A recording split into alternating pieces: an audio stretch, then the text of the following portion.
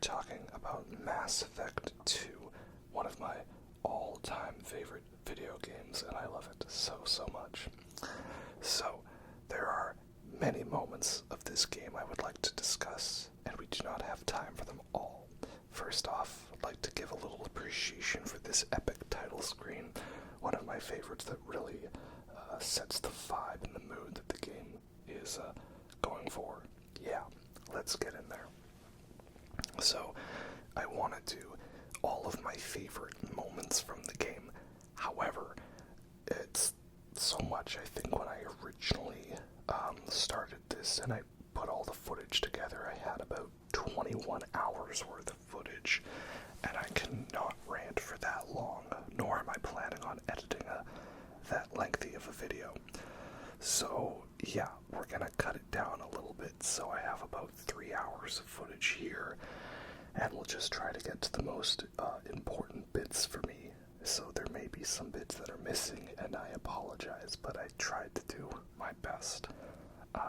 And here we have the intro with Miranda and the elusive man, and it's a very fun way to set everything up. I love the harsh red and orange color scheme that this game has going for it. I also want us to point out that Miranda is on the elusive man's space station. Let's keep that in mind for later, shall we say. Yeah, it's interesting because I think there's a lot of people that aren't the biggest fan of Mass Effect 2 anymore. And like, when this came out, I remember everyone was raving about how good it was. And then Mass Effect 3 was a disappointment for many, so then Mass Effect 2 became the best one in the series. And I played it, and I thought it was the best one. And now I think with the re-release of the Legendary Edition, that some people kind of came back to it, and they weren't as big of fans. And they were saying the plot was redundant, and that this should have been Mass Effect 1, and Mass Effect 1 should have been Mass Effect 2. Or that you could cut it out and you'd lose nothing. And I don't fully agree on all of those observations, but I can understand why people would think that. So, for me, this is my favorite one. And it's one that I love despite issues with it, because none of these games are perfect. They all have things wrong with them or things that other games did better, but the overall experience is enjoyable. First off, I love the big classic hit of nostalgia that this intro brings with the Normandy theme and a big, epic, highly detailed cutscene showing us the whole squad. Definitely feels like a sort of, like, clap there on screen moment. It's Chakwas, it's Presley, it's Joker, yay. But it's also funny because this intro, it starts off reminding me like Wrath of Khan's intro, right? Wrath of Khan starts out with like a big fanfare intro where everyone's happy and cheering, and then it turns out that it was all just a simulation, right? Everyone dies and it's actually not real. But now it's like the how do I say it? It's not really a simulation, it was actually fake. So yeah, that is good. This is actually for realsies, it's not a fake out. That's bad. And some people kind of don't like the intro for the whole, them killing off Shepard sort of thing, right? I mean, to me, it got me emotional, like everything I'd worked so hard for in the first one was now gone. And, it's a reset button, essentially, for us to start from square one, which they kind of needed for writing purposes, I would say. And there she goes. That's my Normandy all gone. And yeah, Shepard does indeed die here. Well, about as dead can be.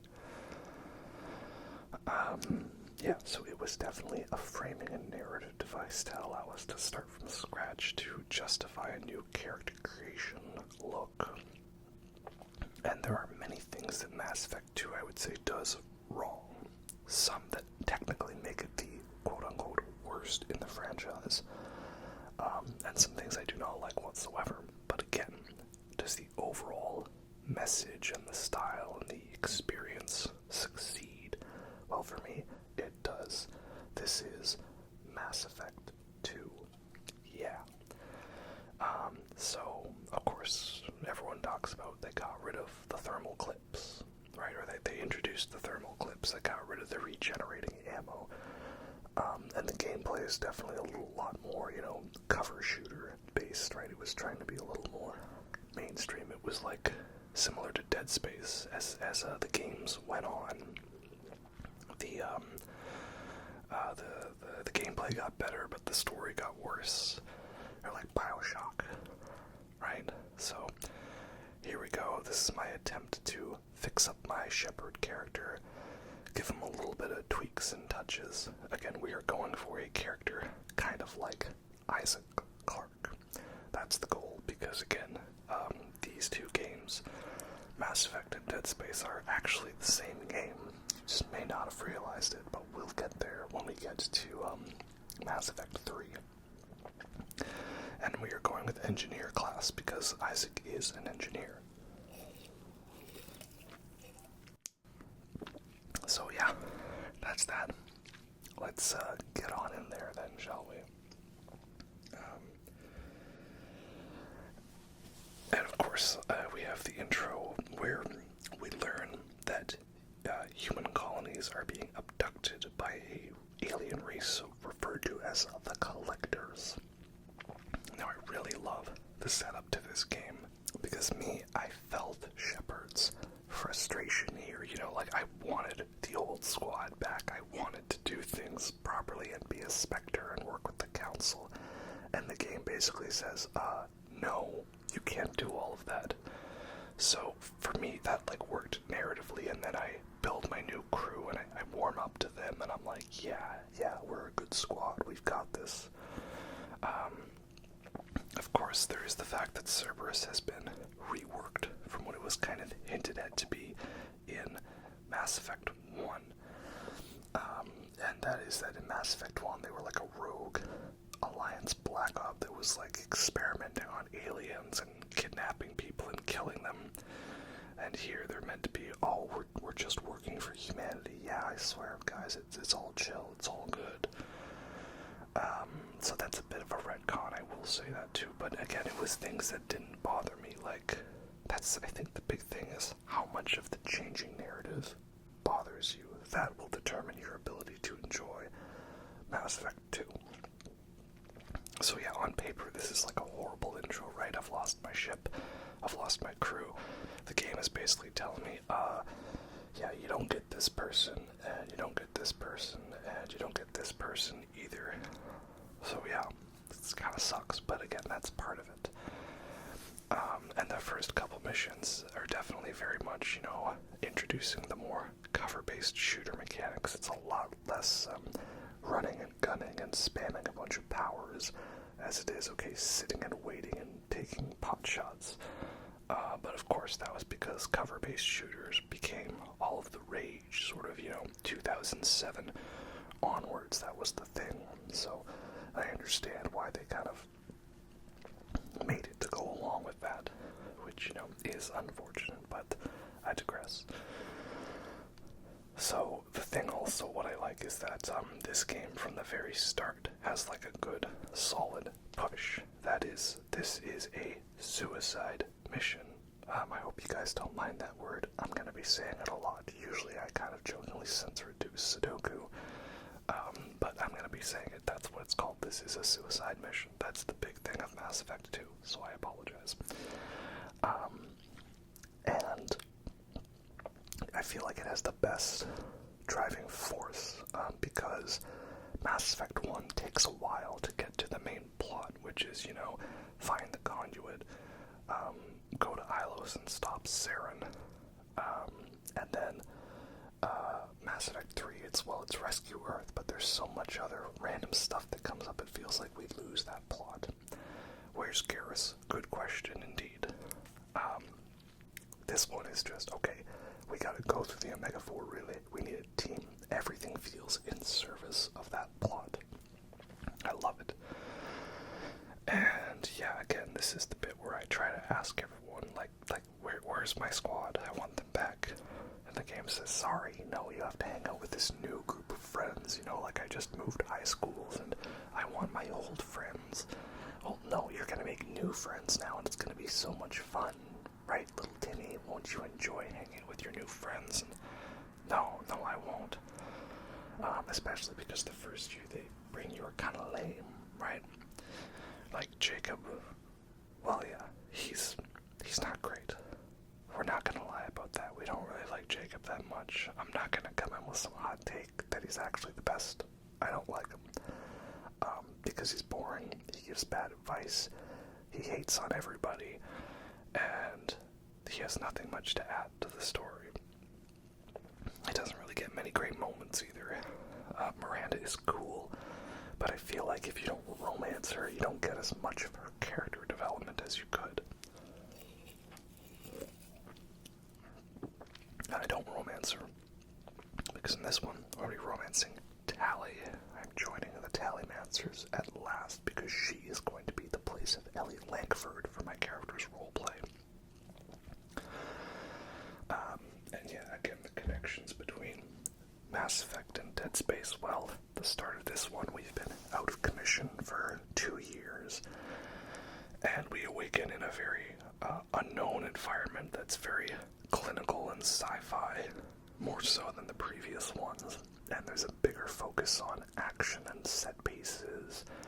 And at the halfway point, we find out someone betrayed us, and we get a new love interest. Yay. And of course, here we have a newly rebuilt Normandy SR2. Oh, I do love the SR2. I just don't like, though, how there's elevators. Again, I actually liked the elevators in Mass Effect 1 because it was a way to keep me immersed in the world of gaming, rather than a cut to black and a loading screen with gameplay tips like shoot enemies before they shoot you, or press the start button to pause the game, or, you know, reduce the enemy's health to 0 before they reduce your health to 0. Shoot it until it dies. Yeah. But that's okay, because we have a new ship, and the music is awesome, and it feels great to be back at it again. Oh yeah, Normandy SR2. So, yeah, on paper it's not the great intro, but it works. You know, I'm into it, I'm in the zone.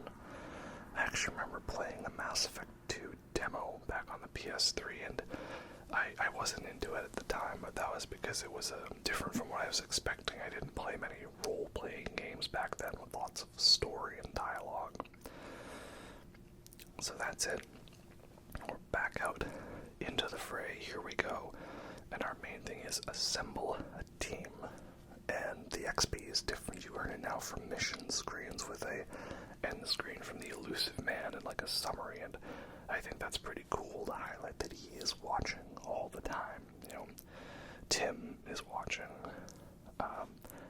And now, of course, we have Omega.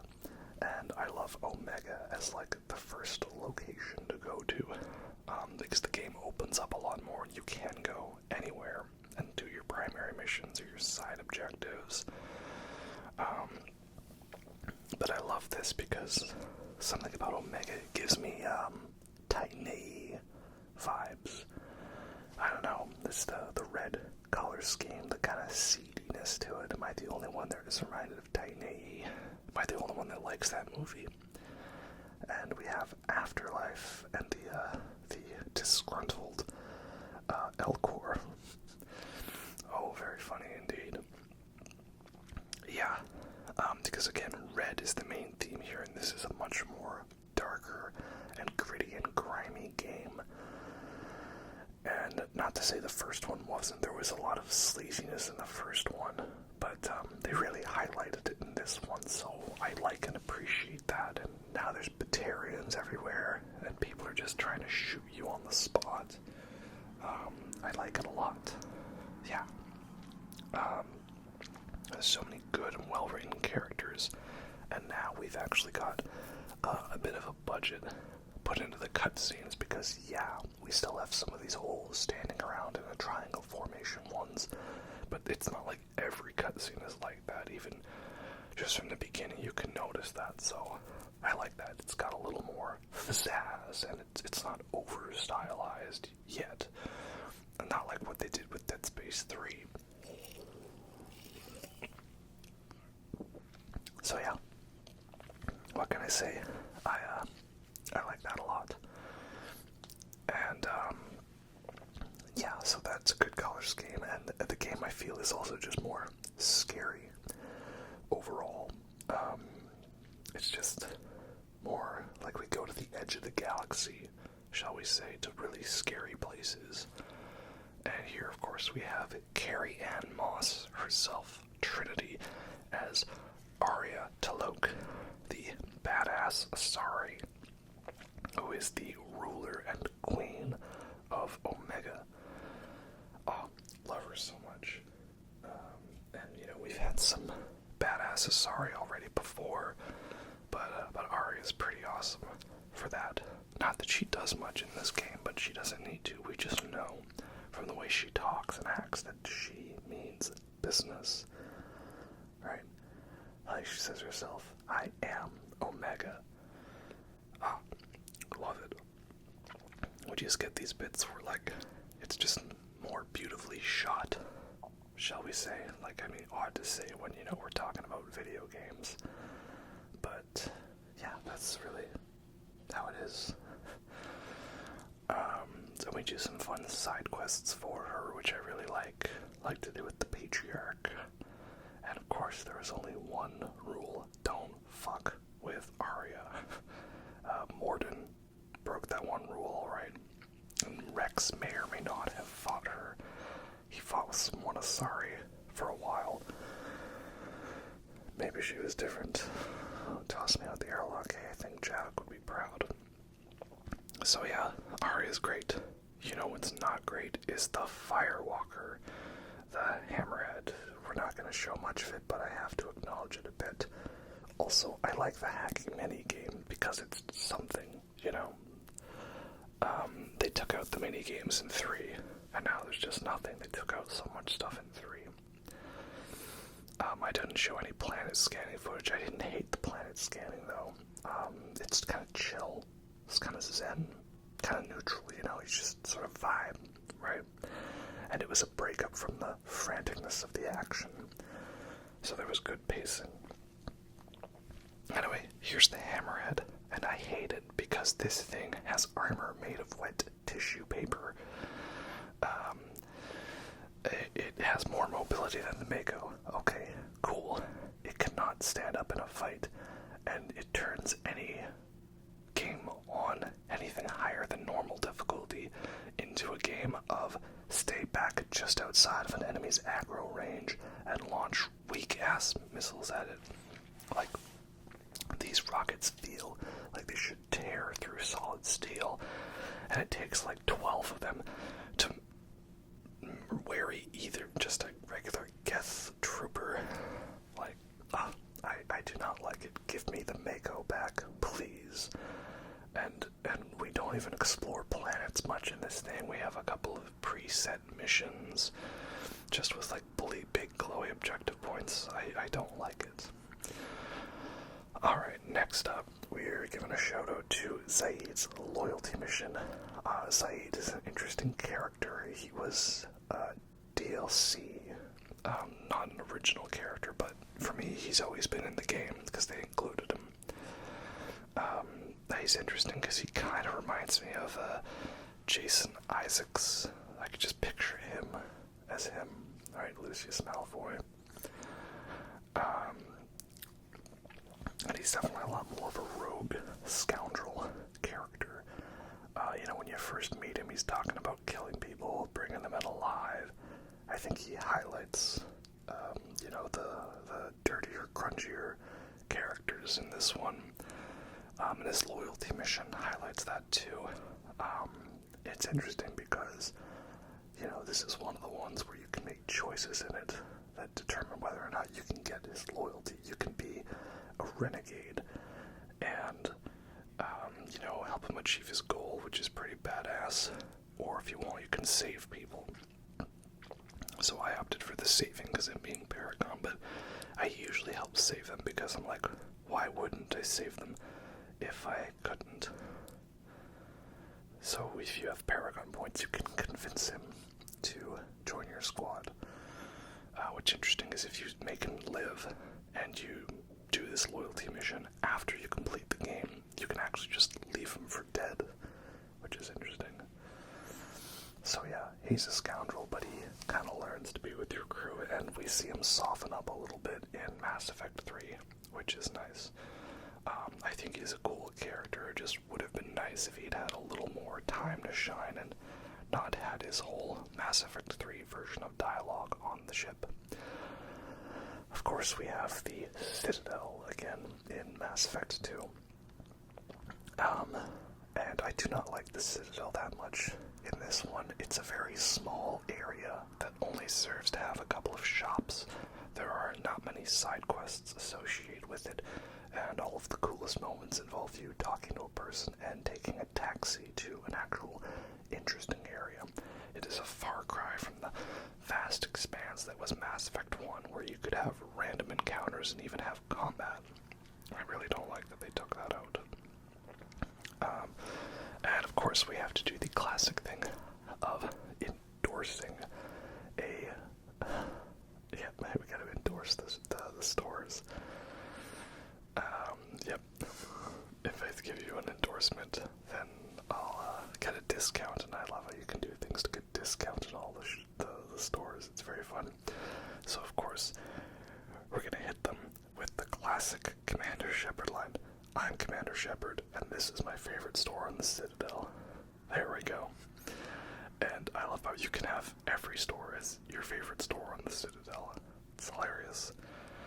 And of course we have the triumphant return of Fox News Breitbart reporter Khaleesi bin Sinan al-Jiyadi. Oh yeah, I remember you from before.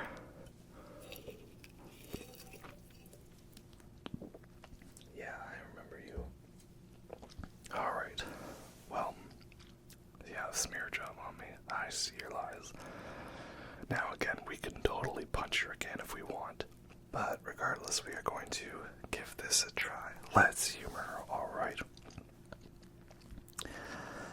And I like this little camera angle here where like the rest of my squad is like, I don't want to be a part of this. Let's get out of this. And okay, they're gonna, no, I'm not taking it. I'm not taking the renegade. We're gonna be the better person and do the good option. And I love this. Nothing throwing it back at them, right? Nothing like defeating a question with a follow-up question, right? And, yep. Are we just throwing these names around, or do we actually know all of them? Yes, we do. We remember them all. We show some respect for those that helped us out. And instead you want to use these names to smear one individual standing on the graves of them. Yeah, punching her feels good, that's for sure. But also, it's great to throw it back in her and kind of take her down with words, alright? Yeah. Yep, bull rushed on my own show. So the next scene we have is meeting the council, which is kind of fun because you don't have to do it. You can just totally skip over it if you want. But I usually do, for the roleplay purposes of being a Spectre again. Alright, you can become a Spectre again, but I also feel like that is everyone a little so nonchalant about the fact that I just came back from the dead. Like, I know Anderson knows we're alive, but he's also kind of just like, oh yeah, hey, good to see you again. I guess that's pretty cool. Yeah. I don't know. And I've never actually let the council die, so I've never seen what this scene is like with the human council, but apparently they just totally forget that in Mass Effect 3. So, not sure about that. But, yeah, Yes, Reapers. Classic line. Indeed. We've dismissed that claim. Yeah.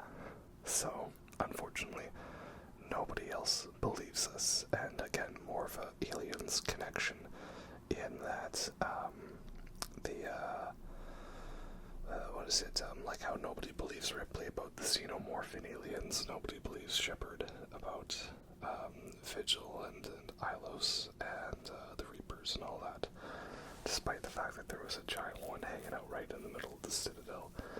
I've heard some kind of fun fan theory that, like, the Citadel being Reaper tech has, like, emitted very low levels of indoctrination, not enough to control people, but just enough to make the Council, who hangs out in a building that is shaped like a Reaper, that they don't believe the Reaper threat, supposedly. That's just a theory, though. So, next up, while we're in Citadel space, we have our new squad mate, Kasumi Goto, and her loyalty mission, which of course I want to give a shout out to because it's a very fun loyalty mission, because this one starts off as like some almost like Mission Impossible, James Bond heist type mission, not nearly to the same level of an epic heist as the Hearts of Stone heist in Witcher 3, but still pretty cool nonetheless. And it's fun to have a mission that is, not so much focused on just the straight up combat with a moral choice at the end. This one actually has like some fun little deviations and stuff. Again, kind of pales in comparison to Witcher 3, but that's comparing a 2015 game to a 2010 game. I don't know if that's really fair. And Kasumi is a very good squad mate. Just underrated because, again, she doesn't get so much screen time. She's only a DLC character in this one, so she doesn't have your regular, like, dialogue wheel style dialogue, like she would if she was another character. And then in Mass Effect 3, she's kind of non-existent. She shows up for one random side mission, and that's basically it. A little disappointing, that's for sure. But I guess they couldn't really make, DLC optional characters as main characters in the next one, right? That just wouldn't fit, so that's a little disappointing, not to say the least. But in any case, the mission has a fun setup, so I do enjoy this one, and of course it gets us the Locust, which is basically the only good submachine gun in the game. That's another thing that I don't like about this game, is how they took all the cool weapons you could use, and you could use them with any class in the previous game, and they brought that down to basically, right, if you're a soldier, you get assault rifles. If you're every other class, you don't get them, unless you pick them as your proficiency halfway through the game, which is disappointing to say the least. They did make up for it with the Geth Plasma Shotgun, though. The Geth Plasma Shotgun is very fun indeed. And I'm usually torn between picking shotgun or sniper rifle proficiencies. I never actually really used assault rifles that much in this one, but the Matic is pretty cool. And of course, we have the ending to the mission where Kasumi gets to be a badass and jump onto a gunship and disable its shields, so yeah, that's pretty cool. Alright. It's also one of the most difficult loyalty missions because you only get her as a squad mate, you don't get a second squad mate to help you out. And she's not the best squad mate. She's got Overload, which is important. They definitely, made a heavier emphasis on enemies have protection, and you have to strip away the protection with shots before you can actually damage them. So, basically Miranda is like the most OP character in this game because she has Warp and Overload. And that's important, to have these things, and it's why I feel like certain squad mates like Jack is actually surprisingly weak, despite how badass she looks, because all of her abilities do, fuck all. has any kind of protection, right? And that's what makes certain missions incredibly dangerous, because they have, like, armor on the husks. Yeah. So it's a very difficult loyalty mission, but you get the Locust, which is basically the best submachine gun in the game, so it's worth it. Now we're gonna mosey on back over to Omega to deal with Archangel. And Archangel's recruitment mission is a very difficult one as well. There's a lot of very tough missions in the beginning of the game, because you're just thrown in waves of enemies and you don't have many skill points or level ups to deal with, and the enemies are total damage sponges, and Krogan heal fast. But who is Archangel? It's none other than the man, the myth, the legend, Garrus Vicarion, and all book talk girlies scream yay. But I love Garrus too. He's awesome, right? And it's such a fun twist because, like, I knew Garrus was a squad mate in Mass Effect 2. I didn't put two and two together that the Turian sniper was Garrus. You'd think it would be so obvious. But this caught me off guard, so that was fun indeed. Yeah, I love this recruitment mission for Garrus because it's got like a lengthy setup with you going around and chatting up all the other merc organizations, right? The Blue Suns, Blood Pack, and the Eclipse. Those are your three main enemies encountered in this game. And I like that they've all got different styles. You know, the Blood Pack are primarily Forja and Krogan. And then you've got... Oh, I love this line from that, though. It wasn't easy. I really had to work at it. And then you've got Blue Suns, which is usually like humanoid enemies. And Eclipse has like Asari and Solarian engineers and biotics. Yeah, so that's pretty good. There's a nice variety of enemies in that way, and basically all three of them are teaming up to come and get you. And like, you have a mission where you have to run down and like seal those doors, and the enemies just keep pouring in, and you've got to manage his health. Yeah, it's not an easy mission. And I left out the part that you can sabotage the gunship by like just sticking it to the Batarian guy. Yeah, it's pretty brutal. So I've left in like a little bit of this fight to, you know, highlight the difficulty of it. And this is why I did everyone else's recruitment mission. You see, we've got Grunt here already on the team, and I didn't show his recruitment mission because I don't think it's anything too special. It's just kind of average. And again, how many missions do I want to show of me just shooting guys in the face? You know, we've got tons of that in this game. Also, I liked playing Engineer because it is tech-based, and that means I get Incinerate. And again, say what you want about Mass Effect 2 streamlining the weapons and the powers, but I have Incinerate, and Incinerate is very fun indeed. So I like that.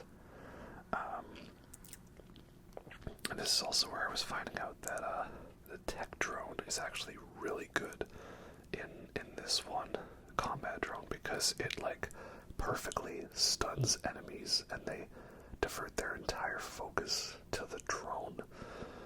It's actually a lot more useful in this one than I found in Mass Effect 3. So yeah, the little drone that could, my little brobot, he's actually pretty good. And no big deal, just punching a Krogan. Oh yeah, that was good. So yes, and then we have Jack's recruitment mission. Jack's recruitment mission is also a pretty fun one, because it's basically the Voivod song Forgotten in Space, but like in actuality, you know, a spaceship prison where there's no place to run, and if you disobey, they just jettison you out the airlock. I like Jack. She's good. I just feel that she's not the greatest in this one. I think I said it before, but she's a little too tsundere for me. Because it seems no matter what I do, she always ends up hating me unless I romance her. Even when I'm just trying to be friendly, she just gets pissed off. And, you know, that's okay. It's not like every character has to like you, right? I'm pretty sure that's how it is in Baldur's Gate 3. Like, by getting one person to like you, one person dislikes you. Like, if you want a Starion on your side, you have to, like, what? Piss off everybody, I think. Yeah. I just think it's funny that Jack here takes out 3 mechs unassisted, and she could probably barely do that by herself. But, again, I play on the harder difficulties where the enemies have extra shielding, and it's much more important to get rid of enemy defenses. So I unfortunately don't play her that much. And of course, now that we have Garrus, we have to give him the classic line, Yeah, that's nice. Okay. Alright, yeah, upgrades, that's good. Alright, say the line. Can I wait for a bit? I'm in the middle of some calibrations. There we go, he said the line. Can I wait for a bit? I'm in the middle of some calibrations.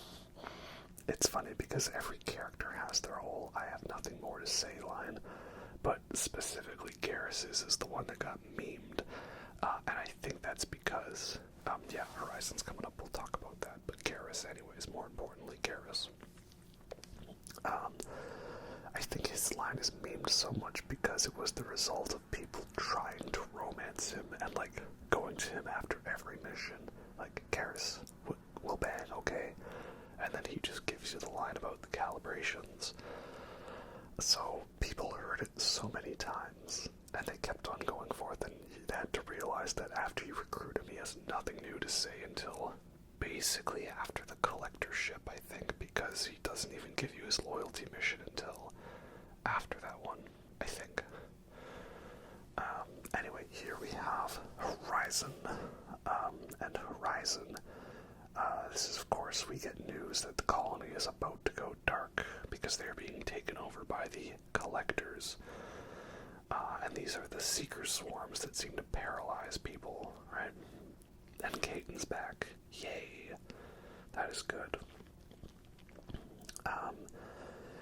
Yeah, I know some people aren't the biggest fan of the collectors because they said they feel redundant, but to me, I love them so much. I really liked the look, the style to everything. They were giving me very much like Chimera from Resistance Fall of Man vibes, and I love Resistance Fall of Man. It's such a fun game.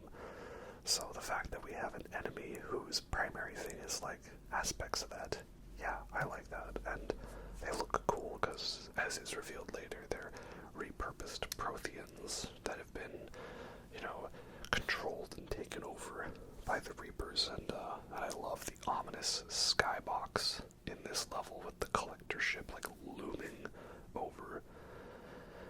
And we have this collector general, and it's like the Harbinger is a Reaper who's in control of the collector general, and then he goes and he picks a collector drone to take over, and they get like extra powers and stuff because of that.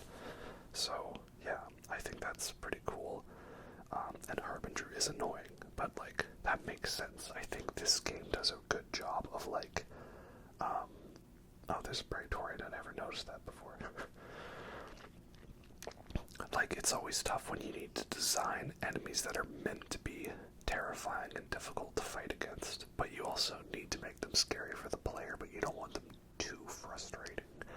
And some missions and enemies can tread the line into that, right? Like one of them being the infamous Scions. Yeah, screw these things in particular, just screw them so much. I hate them. These things are just walking tanks, and they have those energy blasts that take out your shields and make them take forever to regenerate. And if they hit you without the shields, it basically two-shots you. And they have this, like, homing ability. It just seems like they know exactly where you're running, how to take you down.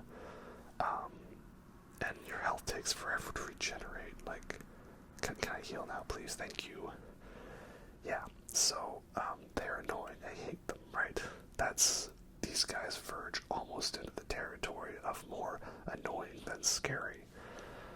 But, I found that the combat drone was actually your best option because they just focus on the drone and it seems like they just can't take it down. It was the strategy I came up with more often. as I went on further. So that is good. But yeah, these things are terrifying. I feel like they kind of got nerfed in Mass Effect 3 in the multiplayer. And of course there are husks and husks in this one. These are definitely the most terrifying husks, because they have armor on the higher difficulties, so you need extra powers to take them down. Yeah, very difficult indeed. But if you're using the Matic, you can basically 2-tap them in the legs and that like insta-kills them. So they're not so bad in that way. And now of course we have a boss fight here, the Praetorian. It's very interesting with Praetorians because you only fight 2 of them in the entire game, and you technically don't fight any in Mass Effect 3, only in the multiplayer. Or the arena, I guess, as well. And the Praetorian is definitely a difficult guy because he's got the homing laser beams that, again, basically one-shot your shields.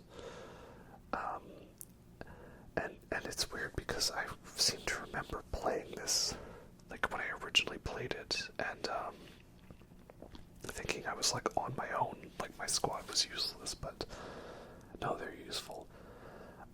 And I bring Miranda, of course. Basically, Miranda is needed for all of the collector missions because she has warp. Warp is amazing.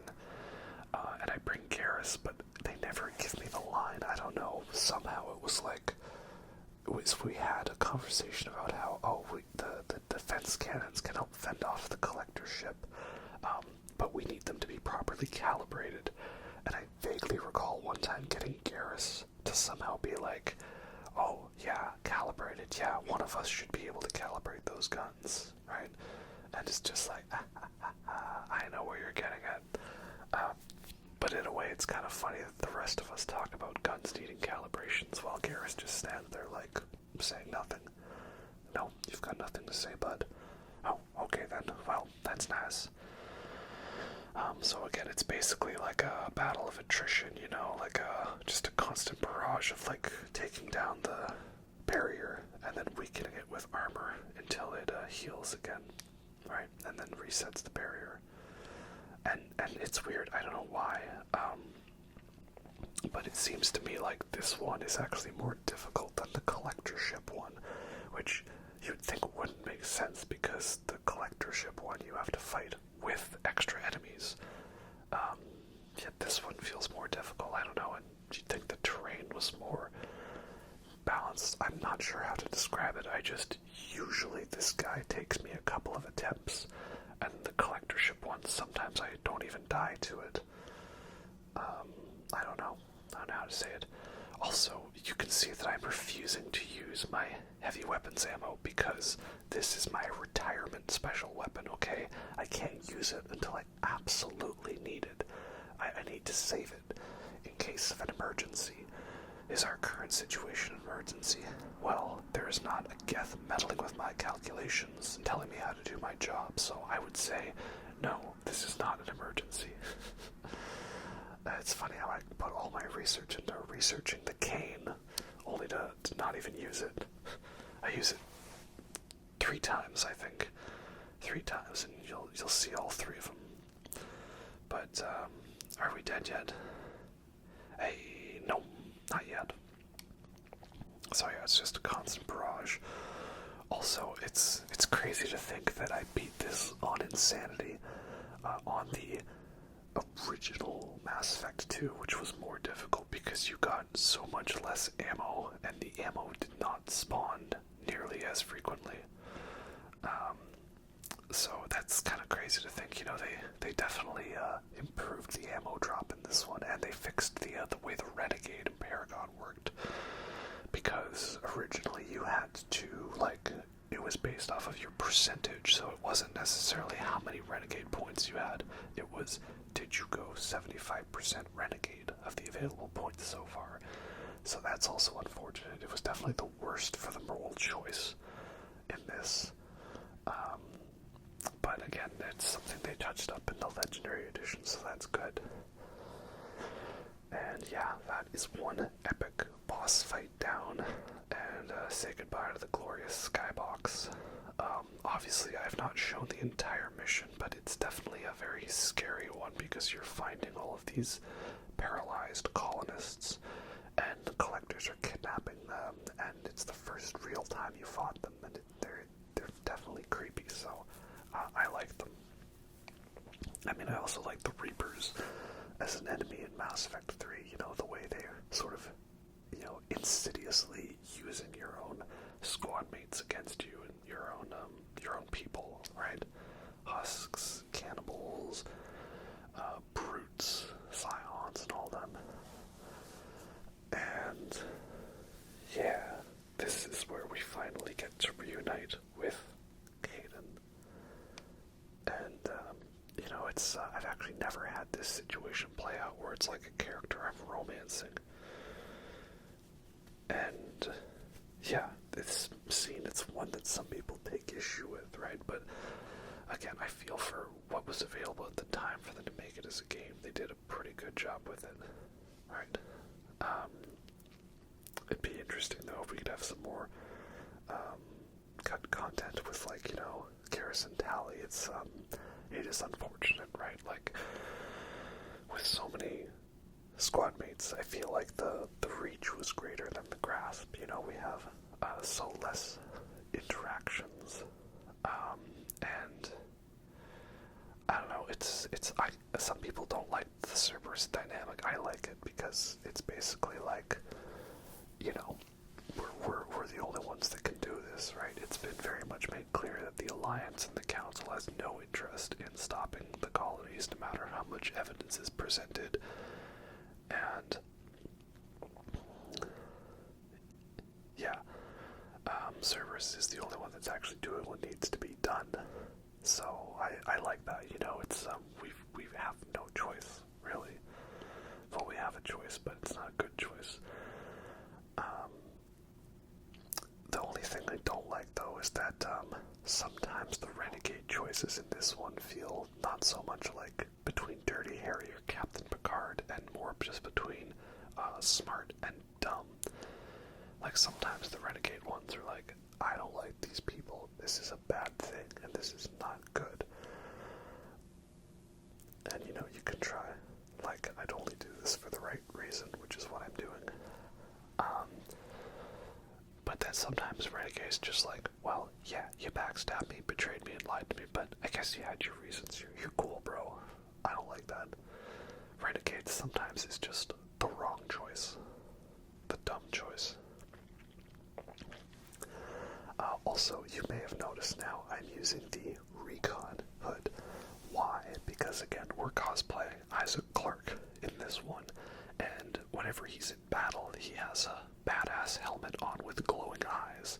So I felt this was the closest Isaac Clarke helmet I could get in the game. And I know there's a feature in Mass Effect 3 to have it where your helmet's off in cutscenes, but I didn't do that because to me it just seemed like, well, that's how it would be. Like, he's Isaac Clarke, he has the helmet on, right? And I didn't like the whole taking the helmet off thing, right? Like, I wanted it to be in the cutscenes, so that's how we're doing it, right? Recon hood on during cutscenes, and if you don't like that, well, it's not like I'm that great at character creation anyway, so I thought it was cool. That's why we're going for the blue look, right? Isaac Clarke armor. I like the armor is customizable. That is pretty cool. Next up, we have a loyalty mission for Jack, which is also not that great of a mission. Her recruitment mission is fun, but I'm not the biggest fan of the loyalty mission. Basically, we go back to Jack's origin facility, right? She's Subject Zero, whose real name is actually Jacqueline, I believe. And yeah, originally Jack believed that she was like a survivor, right? Who escaped from a Cerberus facility with crazy, insane biotic powers. But, however, it turns out that it was all part of the plan. That the intention was for Jack to become very strong as a result of everyone else's suffering, process from amnesia, you know. The vitae extraction method. Something like that. But essentially, yeah, that's the main thing, is that I like Jack more in Mass Effect 3, but then she's not in Mass Effect 3 that much. It's disappointing. Again, I know you can't have every character like you. That's okay, right? But it's just like, I feel like it's like there is no way to get Jack to actually like you. Like, that's the thing with characters who you can't please everybody. If you can't, there should be a way where it's like, okay, well, maybe if I do this character hates me and this character likes me, but there should be a way for the character that hates me to get them to like me, besides just romancing her. I don't know. I don't really like it. And, yeah, it's a very short mission. Just feels kind of random, and it basically boils down to, like, shoot guys, and then at the end, do we kill a dude, or do we not kill a dude, right? And can you pass the morality checkpoint, the reputation check, Paragon, intimidation check? Yeah, so there's not much to it. I don't know. And like I said, Jack's not even that powerful a character. I don't really play her much. I like Miranda, Garrus, Grunt, Thane, Saeed, sometimes Morden. That's just how it is. But, yeah, I had to make sure we got a bit of love for Jack, though. And, of course, it ends with a big explosion, so that's nice, I guess. Though I'm wondering, Jack, did you really have to wait to detonate this? Like, you know, when we were so close to the base. Like, what's that? Like, hey, hurry up, we're detonating it. You couldn't wait. Like, you know, it's take off and nuke it from orbit, not take off and nuke it from about 5 feet away. Just saying. Anyway, next we get to Ilium, and we finally get to meet Liara, again, Dr. Liara Tassoni. And, she's changed a little bit, you know, she's a little different, and, it's very fun to romance Liara, you know, because she's the only one who you really get to interact with a lot throughout all 3 games, in terms of a romance option, right? Like, she's not a squad mate, she only gets a partial squad mate in the Lair of the Shadow Broker DLC. So, I like her character arc, you know. Maybe it was a bit of a thing to try to make her a little more cool, more badass, you know. Because now she's the one in the underworld going after the Shadow Broker. And I love the Shadow Broker stuff because this was a great way of paying off stuff that was developed in the first one, you know. Again, this is why I love a trilogy. Because you have little setups, like in the first one you have rumors of this Shadow Broker guy, and ooh, who could he be? What do we know? Well, he's a mysterious guy who controls information from the shadows. And then we finally build that up to this game where we go after him, and we have a whole DLC dedicated to that. And it's a very fun DLC indeed.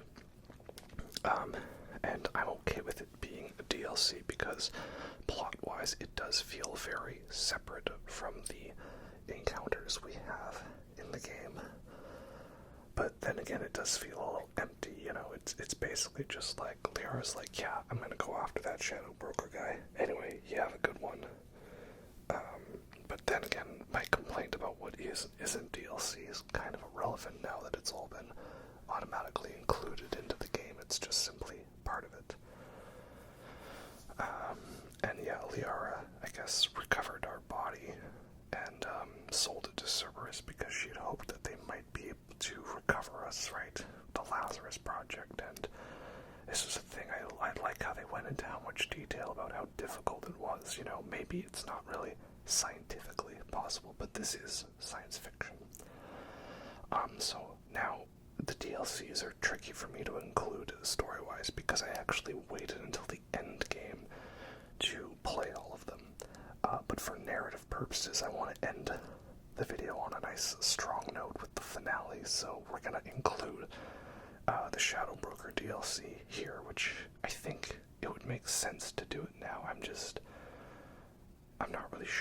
saved it for endgame. I don't really know what my thought process was. And sorry, my future waifu, but I'm gonna need someone for a tough battle, and Tally ain't cutting it. Sorry. And I don't think, well, I'd romanced her at this point, but for narrative purposes in the video, I haven't. So now we have a fun bit, which is, hey, you remember the Coruscant chase from Star Wars Episode 2, Attack of the Clones? Well, what if we just put that into a video game? And yeah, it's fun. I always like these little bits where we have like extra little control schemes and stuff, little extra stuffs and mini games added in. I think those are cool, and I like there were so many of them in Mass Effect 2. They kind of took those out from Mass Effect 3, I think, but really just replaced it with turret sections. And yeah, it's definitely some great moments and stuff. Yeah. And come on, that's straight out of Coruscant, this area here. But it's funny because I compare every big city in this game to Coruscant. Yeah, I'm going. Also, keep an eye out for a prisoner picture for Jack. There's like a wanted poster for her. And her number is 24601. Hey, I get it. Yeah, it's funny how every city reminds me of Coruscant. Like I thought, oh, the Citadel's Coruscant. No, Ilium's Coruscant. No, Omega's Coruscant. No, Omega's not Coruscant. Excuse me, please. Ow. Does the vehicle have health?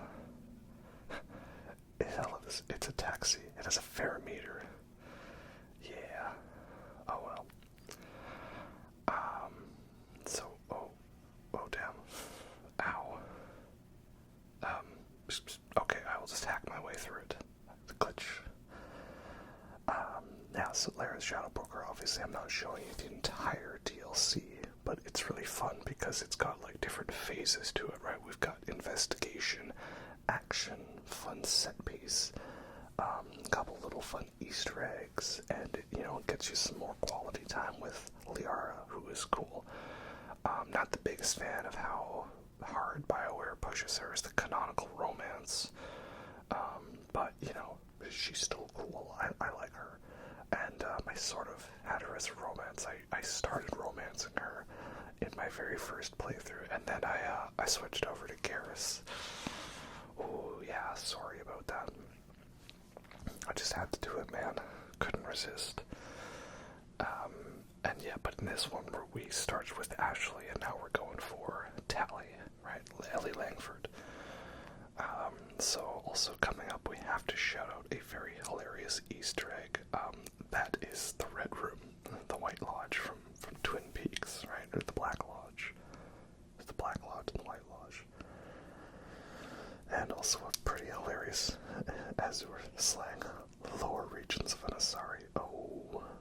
And it's a Volus and a Krogan statue and a dude and the Asari dancers. That Gumulek's gonna come back in style. I'll see you again in 25 years.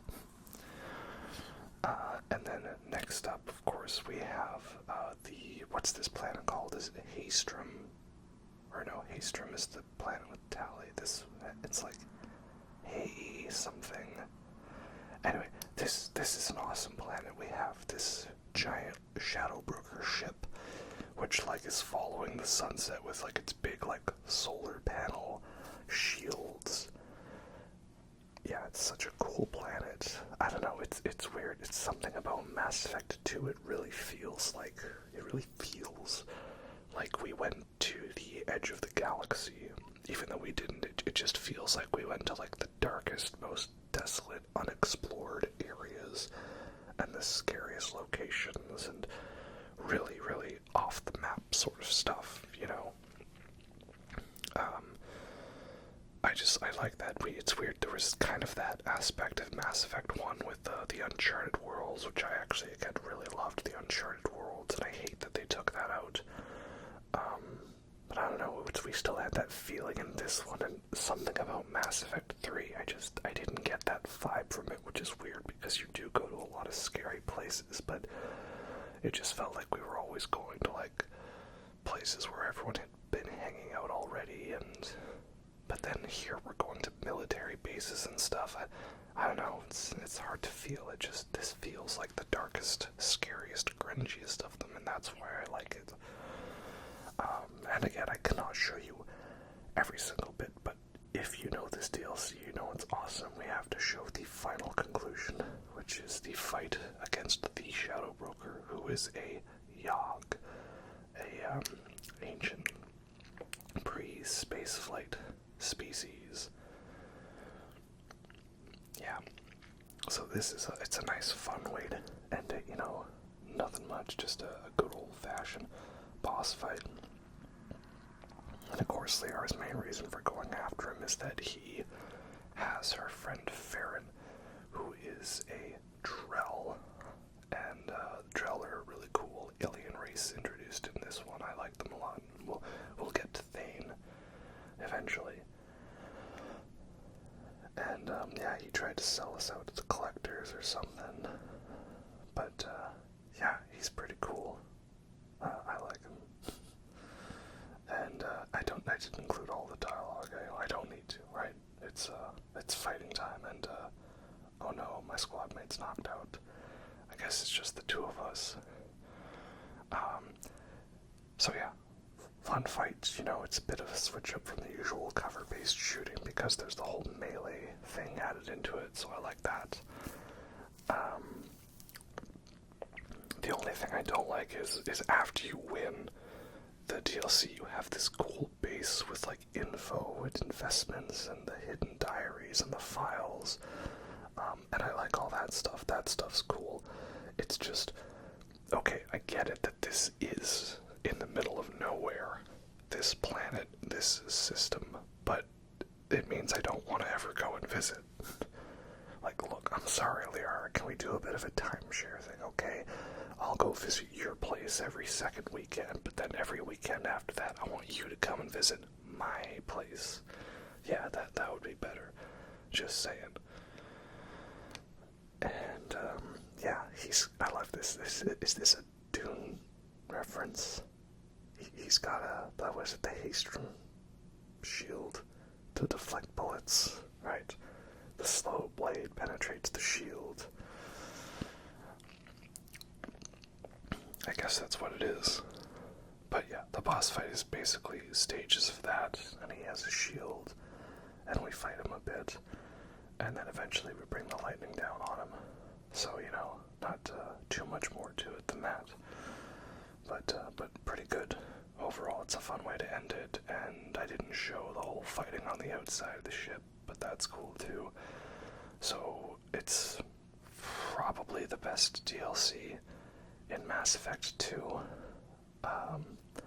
just because it like feels like a good complete experience. If you had to pay for this DLC back in the day, it was definitely worth it. Feels pretty relevant to the story in good ways. Like, Overlord is fun, and it's got a very sad ending, but the majority of it is kind of just, you know, messing around in some stuff that feels like more decently designed side missions, right? Like the side missions in this one, they're a little more unique in that every one of them is its own individual environment, but there's less of them. But, you know, they get the job done. They do feel like legit side quests, but they still put a bit of effort into them, so that is nice. Not also a big fan of the guns system in this one. Again, I mentioned the guns already, but like, you get like 2 rifles, 2 shotguns, 3 submachine guns. I don't like the division between assault rifles and submachine guns because the submachine guns all suck, except for the Locust. So like, why bother creating a whole class of guns just for them to be useless? You know, you're better off using heavy pistols. It feels like they really wanted to nerf the guns, so you had to focus more on the powers and the synergy in your squad. You're less of a one-man army, that's for sure. And we got some final more melee punching, indeed. So that is good. Yeah, how we doing? We hitting them with lightning. Lightning is the best. Go, go, go. Did I make it over an hour into the video without a Happy Souls reference? I think that's pretty good of me. Just saying. Also, I realized watching him that his moveset, it's like taken from the brutes in Mass Effect 3. That's cool. And, oh boy. Guess who's back? Good old Conrad Werner. We've got to include Conrad Werner in the video. We have to. He's hilarious. And what I love is that there's like a glitch with the save file in that no matter how you act with him, he ends up as a renegade one. It's been data mined and people have used a save editor to show that there is a Paragon version of it. I shoved a gun in my face. I never shoved a gun in your face, dude. Though it is funny because then later in Mass Effect 3, he apologizes for accusing you of shoving a gun in your face. So, yeah, that's pretty funny. I think it's also funny because it shows he got the complete wrong lesson. Oh, I really would like to shoot his foot, but no, we're better than that. So yeah, he's hilarious because he slowly becomes like a fourth wall breaking character, pointing out like the constant tropes of like RPG games, video game logic. Yeah, it's pretty funny. And I just like his character. Like, what can I say?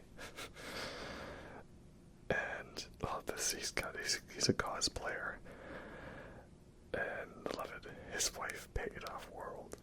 Paid for his trip off-world, and the bartender in the background. Which is funny, because the bartender is actually Liara's father, technically.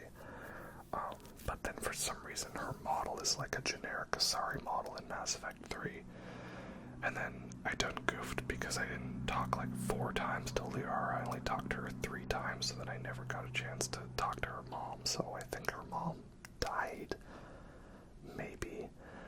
And what's funny is we go and turns out he was scammed.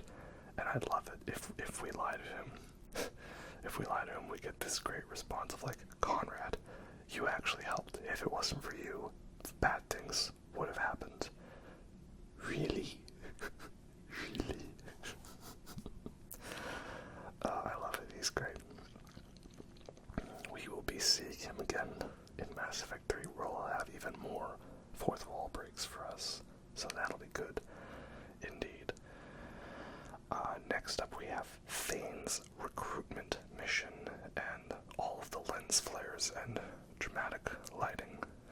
And this is Nasana Dantius. Yeah, I got better. Makes me think of Ripley, you know. I thought you were dead. Yeah, I get that a lot. No, you don't, but it's still a fun line. And what, she was in a side quest in Mass Effect 1, wasn't she? I think so, yeah. So this is the recruitment mission, yeah, for Thane, who's a Drell assassin, and I always like bringing Garrus on this mission because he sort of admires the work of Thane as we see him, and it's an alright mission. Again, while some of the missions and the combat can be repetitive, and there's that kind of, what is it, that clown carring effect, where you just have a tiny room with no way in, and there's just guys like popping out like rabbits. Kind of annoying, but the environments are fun, the locations are cool. I like this whole like, construction building that we're coming up on. That's pretty cool. And at the end of it, we get to fight across a bridge, and we get to meet Thane. And, at this point in the game, right, we're introduced to like a new character every mission, and we've got a very large squad of 12 disciples, and I'm like, well, are some of these characters going to like start to mesh together with each other? And the answer for me at least was actually, well, No. No, actually, they've all got their own distinct, quirks, personalities, and styles, and all that. So that is good. It does mean you don't get as much dialogue with each character because, there was so many to handle. It was almost too many for them to handle. But everything we got, I really liked. And again, is my biggest complaint just that I want more? Is that a bad complaint, right? Again, I always liken it this. If you're given a really delicious slice of cake and it's amazing and you enjoy it, if your only complaint is, well, sorry, you can only have one slice of cake, you don't get a second one, does that make it a bad cake? Well, no. What if someone says, hey, I'm gonna let you have as much cake as you want, but it's of a not as good quality cake, or it's not your favorite flavor, right? What one is truly better in the end? I don't know. And that's the thing also with like Thane and Samara is they get recruited later into the game, so you have less time to chill with them. No, I don't want to say mean things to you, Thane. Thane's cool, and he's sad. Very sad story indeed, Romance him if you want to cry. Indeed. So yeah, I like Thane a lot. I try to bring him also because he's a sniper, and he has warp, and warp is good. I've never actually bothered romancing him, and it sucks how much he's sidelined in Mass Effect 3, but I guess it makes sense. So yeah, when we get to the suicide mission, we will see that it is both the game's greatest strength and greatest weakness, because I do believe it is the highlight of the franchise, but also it would be the inevitable downfall to Mass Effect 3, because it left too many loose ends, too many variables for them to handle, especially with a publisher really rushing them, And, I'm just hoping with people seeing how great story RPG games have been made, like Witcher 3 and Baldur's Gate 3, how many of these branching paths and characters you can have interact, right? Like, oh no, it's not impossible. You just gotta work your ass off to make it happen. So, we shall see, indeed. But again, is that a fair comparison to compare games of a similar genre from different studios? I don't know. Anyway, the point is, Thane's on the crew, and we like him. And in Samara's recruitment mission, we have to give a shout out to the biotic god himself, Tuchanka. You see, you should fear me, Earthling, because he is a biotic god. He thinks things, and they happen. Oh, no, he's just a little stoned, and has a bit of a god complex right now. Yeah. And, yeah, you can send him in to get got, but we're not going to do that this time. I'm sad because I brought Thane along with me in this mission specifically to try to get a line out of him. And I brought Jack because I wanted my horrible Matrix sunglasses squad with the Thane and Jack sunglasses, it's for the memes, for the lols, right? Because there's so many great lines that the squad has when you knock out Tuchanka or when you send him away to sleep. Thane has some line like "Sleep well and dream of bulbous women," which is from Princess Bride. And then if Legion were here, he has some line like, "The first thing a god masters is itself." And Legion, we'll get to him soon, but yeah, there's a reason why there's so many like early Legion recruitment mods for the game, which I have the game on PC now because it was on sale for like $5. But I told myself, no more Mass Effect playthroughs right now. Not until the new one is gonna come about, right? Oh, man, and I feel so mean sometimes sending him to his doom. And I did in my Renegade playthrough, that's for sure. Especially because Shepard is just so pathetically like, charge.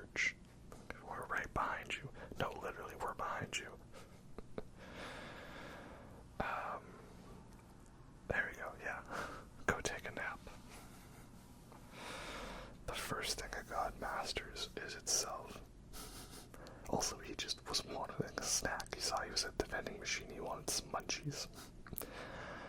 Samara's recruitment mission, again, we're not showing so much from it, but it is a fun one.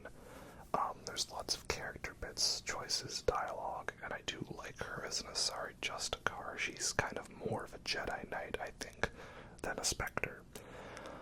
Spectres are just above the law, whereas like Justicars have a strict moral code to follow, so that's more of the thing. Next we have Tuchanka, and we have Grunt's and Morden's loyalty mission. And I didn't really show Grunt's recruitment mission, as I said, because I didn't really have too much to say about it, but we'll have a bit to say for the loyalty mission. I want to make sure every squad member gets a little shout out here. And I love this because everybody else, when they saw us, was just like, Shepard, is that you? But Rex here, over here, he sees us as just like, oh my god, Shepard, my friend. And we get the Vigil theme. Oh, I love it. Shepard, my friend, and you get a handshake with him and a bit of a shoulder slap. Yeah, that's awesome. Yeah, Rex is a bro.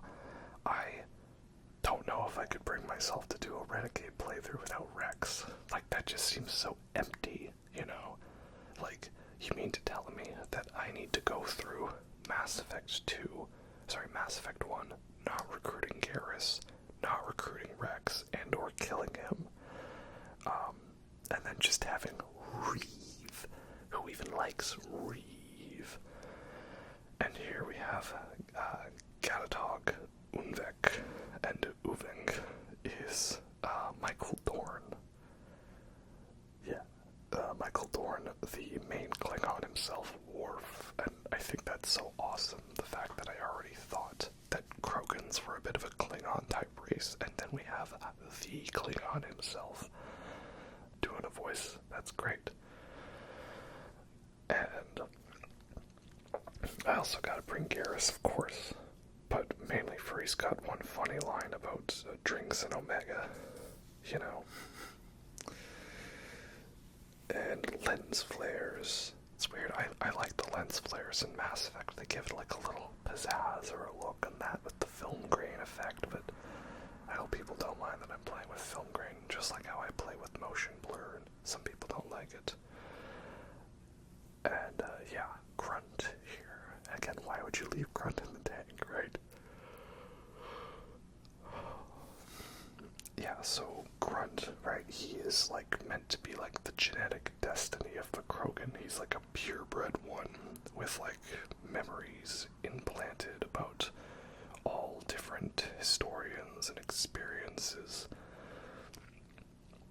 And so he has to, like, go through the Krant, the rite of passage, to become, like, a true Krogan. Basically, it's Krogan puberty, right? He has to do the rite. And, yeah, Garrus has a funny line about puberty. He's becoming a full adult. Can't we just take him to Omega and buy him a few dances? Oh, we love it. That's the other thing about the characters. So, Mass Effect 1, I think people kind of don't really dig it because it is very bland and chill. And a lot of these big character moments we see don't happen until the later games. But, again, that's because the characters are, like, learning to like each other and warm up. It's not like everybody starts out as the kooky, crazy comic relief, which is something that I don't like has become, like, the norm, like, obviously in Marvel movies. But even just within the Mass Effect universe, like Mass Effect Andromeda, they tried to have every character be the comic side relief, and I didn't really dig it, especially because they were trying to basically remake Mass Effect 1 in a different galaxy. But then all that led to was them ignoring the whole getting to know each other process. Like, there's not really any suffering to it, so I don't know. Anyway, Thresher Maw, I'd like to introduce you to my friend, the Kane. actually pretty effective. That was like, what? At least 1/3 of its health. Yeah, pretty good. So, yeah, this is Grunt's loyalty mission, which is, again, it's not the greatest one. It's mostly just an arena survival mission.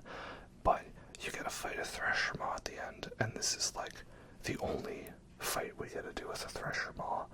So I'll take it. Not nearly as epic as, the fights against the Thresher Maws in the original, but still pretty cool. Yeah, I'll take it. Okay, heavy weapon ammo, yeah, that's good. So basically you just have to live for the timer, or if you actually kill the Thresher Maw, then you get extra recognition and a bonus trophy, so that's good. We're definitely gonna go for that, that's for sure. And again, pretty cool boss fight. And I do love Thresher Maws. I think they're cool. It's like, I don't know, maybe it's my love for Dune, but it's like if there's something with big giant worm, we've got the sandworms from Dune, who are great, and we've also got, what are they called, exogorths, the magical space worm from the asteroid in Empire Strikes Back, and the robot chicken claymation. Oh, I never got a spaceship, I'm never gonna get one. It's okay, man, let's just order Chinese takeout, Hey, we're just gonna gobble him up when he gets here. Yeah. Okay, yeah, it's cash. It's cash. I love it. And then we've got Thresher Maws in this one. Like, that's how I feel. Like, name me one science fiction universe that was not improved by the addition of giant alien worms. Right? Metachlorians are small worms, not big ones. They don't count. They're like microscopic bacteria. That doesn't count. Yeah, so I love it. And Grunt is a fun character. He is definitely like Shepard's like child in a way, but he really gets that reputation in Mass Effect 3. So I like him. I also like how he felt, at least to me, distinct enough from Rex as a character. Rex is old, battle-hardened, and he goes through so many tough times and tough moments. He's broken down by the genophage existing and desperately trying to get past that. And can I heal yet, please? No, healing is a thing of the past. Jesus. There we go, we did it. So I like how Grunt, he's a little more, headstrong, and, more of like, let's kill, I want to kill, I want more. So yeah, he is cool. And we brought Smara along because we want to give her a bit of screen time. Next up, we have Morden's loyalty mission, and that is that he has to find one of his old STG scientist squad mates, Malin, who he believed had been captured by Krogan to be tortured about their involvement with the genophage. Now, that's the main thing, is that the genophage has already been a thing. Solarians don't live long, only about 40 Earth years, so their work was about modifying the genophage so that the Krogan did not naturally adapt to it. And we mentioned Morden a bit earlier, and he's great. Definitely one of the best characters. If he was a little bit better in combat, he would be probably an S tier one for me, but I think for me he's an A tier character. Because he has such a great development over 2 games. He's probably, again, the earliest one you recruit, besides Saeed, Miranda, and Jacob. So I like that, and it's really fascinating to debate with him back and forth about the genophage. It feels like you're actually having a conversation, and I love how that builds up to the eventual cure for the genophage. Though it is interesting, I've seen a lot of people come out of the woodwork to explain how the genophage was good and justified, and that you shouldn't cure it in Mass Effect 3, but I just can't do that. I always do it, okay? Again, some of my main choices will not be,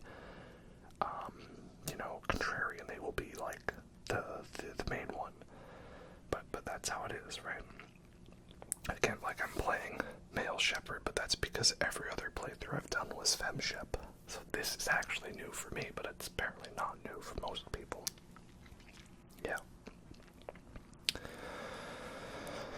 And, I think it's interesting because, like, technically, if you're Paragon Shepherd, your first thing is we want to cure the genophage and we want to do stuff. But then, Morden is saying, like, well, we can't do that. We've got to make sure that it doesn't get cured. And Malin definitely has some ideas, but his solution is to do, like, some wicked, horrific experiments on live Krogan. What is it? Morden had a simple rule. No testing on creatures capable of calculus. Main rule. Never broke it.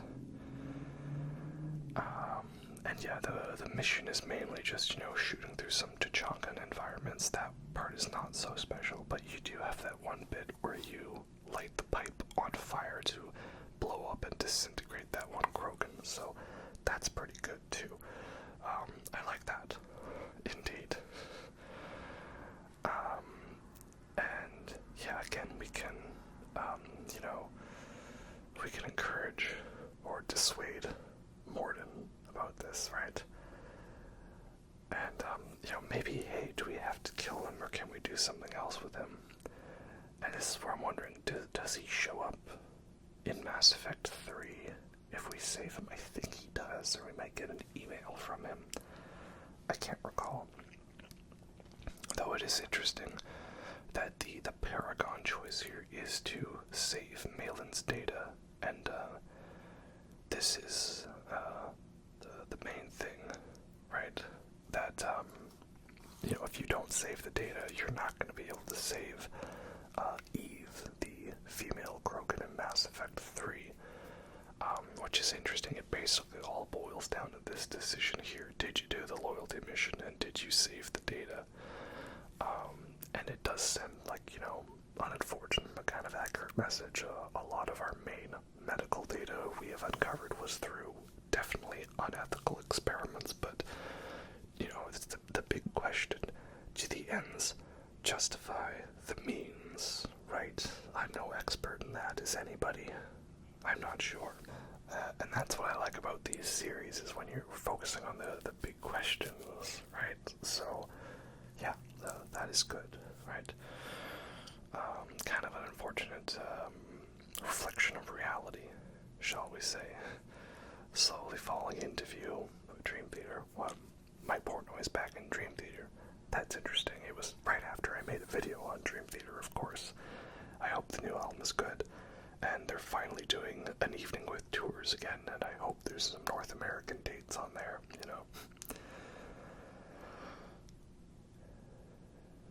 Yeah, so it's interesting because it's proof that you can't just simply play one way or the other. You do have to actually think about your choices and the consequences of your actions. I like that. Same thing with the Legion's loyalty mission, right? I like how you can phrase it in 4 different ways here, right? Like keep the data, or help the Krogan, or destroy the data. Genophage was the right call. You can kind of, frame it in certain ways, right?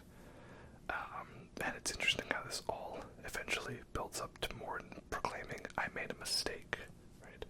Very emotional moment, indeed. And, yeah, let's get off this planet. Why does everyone want to go to these desert planets? So, now we get to the Collector ship, which is probably, like, the scariest mission in the game, but not just for the mission itself, but also for the build-up to it, because if you're playing the game, you know that there is a 5-mission countdown to when the Collector ship mission starts after you've beat Horizon, and if you're playing on higher difficulties, this is probably the most difficult mission in the game. And therefore, you've kind of got to do a lot of strategizing, okay, I've only got 5 missions and I want to make sure I recruit Thane, but I've got to do this one here to get that goodie. Yeah, so you've really got to plan it out properly, because as you complete a mission, characters are going to start giving you loyalty missions, and it's going to start piling up the number of missions that you have, right? So you won't be able to get them all done before this mission, and so that's very important. I usually cheese it by doing the 2 Tuchanka missions last, because finishing Grunder Morton's loyalty mission does not bring you back to the Normandy, so you get a bonus mission you can complete. And yeah, you want to be nice and prepared for it. And I love the design to the collector ship. Again, very Resistance Fall of Man in style, so I like that. And I love the build-up, because there's actually a very long stretch in the beginning of the mission with no combat, and they even fake you out with lots of chest-high walls, right? The chest-high walls is kind of a staple of third-person shooters, and kind of memed, there's a universe of expanse and possibility, but it's all chest-high walls, right? Because cover-based shooter. But I love the fact that the game fakes you out multiple times throughout this level with the chest-high walls that are not actually leading to combat, so that is great. And we get into the big expanse of the collector ship to activate it and look in the power switch to scan the system, but it was a trap. It's a trap. So now we got a fight on our hands, right? A good old-fashioned fight. And I love the, just kind of the weird, odd nature of these platforms, like floating around. Just kind of strange. And so, yeah, why is this segment so difficult? Well, there's the platforms coming in. There's the scions constantly, firing at you. And, obviously they can hit your shields, knock you out of cover, so you'll die real fast. And then you've got Harbinger constantly spawning, and he doesn't care about staying behind cover. He's a tank, he's a powerhouse, so he just is gonna run right up forward and mess you up. So, yeah, I found the trick, of course, is to make sure your team stays behind cover, and this is where you get your weapon proficiency, so you can choose to be, like, you can gain an extra weapon spot for guns you couldn't use before, or gain, like, an extra powerful gun in that category. So I usually go for sniper rifle proficiency, because I find being able to take enemies out from a distance is very important. And I usually bring Thane and Miranda, because they both have warp, and warp is very important for doing huge chunks of damage to barriers. And this is where I was finding out, combat drone is pretty OP, because oh dear, that's bad. Any enemy basically gets preoccupied with the drone, so it's the perfect distraction, right? Pocket Sans distraction. And Miranda is dead. That's wonderful. I'm also usually pretty stingy about using Metagel, so usually if one of my squad dies, I'm just like, we can make it, we can survive. Yeah, so I use sniper rifle proficiency, and I think the Incisor, the burst rifle one, is what I was using. But I think on my next playthrough I switched over to the Viper, and I just like that, being able to just spam shots, right? If you don't have that time dilation, then I find that going boom, boom, is not as effective as ping, ping, ping, ping, ping, I also really like using the Raptor in Mass Effect 3. That's a fun sniper rifle. And of course we have the phalanx, the hand cannon, and I like the laser sight. It's kind of fun. Almost gives me some Dead Space 2, or just Dead Space vibes again. Well, this whole thing is Dead Space vibes, as we established already, and that's why I'm wearing recon hat. But I think we have got them down, and all things considered, that wasn't so bad. I think this is like my second attempt during the fight. Not too bad overall. Really just depends on how good your teams can actually stick to cover. So now we gotta fight our way out of the ship, right? And again, I love the design to these worlds and the areas, and here's what should be one of the toughest encounters in the game, but like, not to be, what's the phrase, too overzealous or egotistical, but I don't really think it is.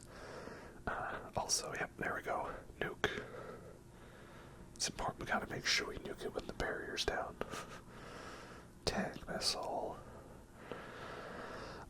Yeah, you'd think this encounter would be more difficult because there are multiple regular enemies and a Praetorian, but something about this Praetorian, like, I feel like he just kinda chills for a bit, and that gives me time to snipe all of the other enemies, and it's not until they're defeated that he actually, like, moves up to attack us.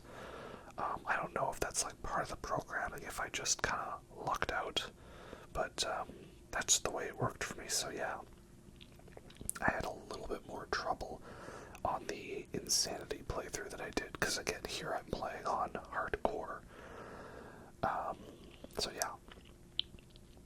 But as you can see, we've already got him down, and yeah, even the level design, you'd think this would be like more difficult because it's a lot more open and you have less cover. But like, he seems like he keeps his distance a little more, and then he chills. I feel like in the other one he tries to float above cover soon, and maybe it's because I'm a higher level. I don't know, but in either case, that's one Praetorian down, and more escaping to do, so yeah, allons-y. And then we had the final fight with all the husks, which I cut out because, we'll have plenty of husk fights on the Derelict Reaper, but yeah, they just throw like 20-something husks at you. And so now we have our epic escape before it powers up. And we've determined that the Reapers use a identify friend phone IFF to make it through the relay. And yeah, I also feel like the Collectors just overall are like a more scary enemy because like they got us at the beginning, they took us out, they destroyed us, and they killed Shepard. So now there's just that constant fear of, well, we know these guys mean business, we know they can get us, what's to stop them from doing it, right? That's why our whole objective in the game is, obtaining the resources so we can actually stand a fighting chance against them. Yeah. Next up we have Tally's loyalty mission. So normally I would leave Tally's loyalty mission for the post-game, because I just remembered, did I put in the Adam Baldwin and Chuck references? I don't know if I did, I might have cut that out, but in any case, Cal Rieger's cool. Yeah, so normally I would save Tally's loyalty mission so that I could bring Legion on it. However, though, I wanted to make sure I had enough time to actually flirt with Tally, because she's my girl in this one, she's the Ellie Langford. So that's why we're doing it early, and we did not bring Legion, unfortunately. But yeah, we can meet the Admirals. We have Admiral Soros von Quip Quip. Don't ask about the... Oh, wait, you have a ship called Quip Quip. Oh, here we go. Oh, man. Leave it to the Quarians to be a masked species with no facial features whatsoever. We can totally tell when they are blushing through their masks. Yeah, I had to include this encounter. It's hilarious. So many great references and lines, and I love the hidden joke that he wants to potentially move to the vas deferens or the vasectomy. It's funny because dick jokes, right? Yep. Do not mess with the quip quip. Also, does that mean the quip quip got destroyed in Mass Effect 3 because his ship goes down, right? That's unfortunate. But yeah, this is a very fun loyalty mission because there's a lot of outcomes to it. It's very dialogue based, which I like. And then of course you get to fight Geth, which is always fun because you don't get to fight them that much after the first 2 games. And we have a very sad, emotional moment. Who is this Corian? Oh, it's Tally's dad. And, you know, she goes through a lot in this mission. Because, you know, her father brought active Geth onto the fleet. He was trying to experiment them, and the experiment went wrong. And now she might need to take the fall for his actions. It's okay, my girl. Come here, let's give you a hug. Nothing that a good hug can't fix, right? I got you, Ellie. I mean, Tally. Yeah, I feel bad for Tally because, like, there's a lot of bad stuff that could happen to her. You can really screw her over. You can say so many mean things to her. You can, you know, get her kicked off the fleet and killed in Mass Effect 2. In Mass Effect 3, you can watch her, see her entire species doomed to extinction, and she commits Sudoku. Yeah, it's very, very sad, man. You can do a lot of nasty stuff to Tally, but you shouldn't because she is awesome and we love her a lot.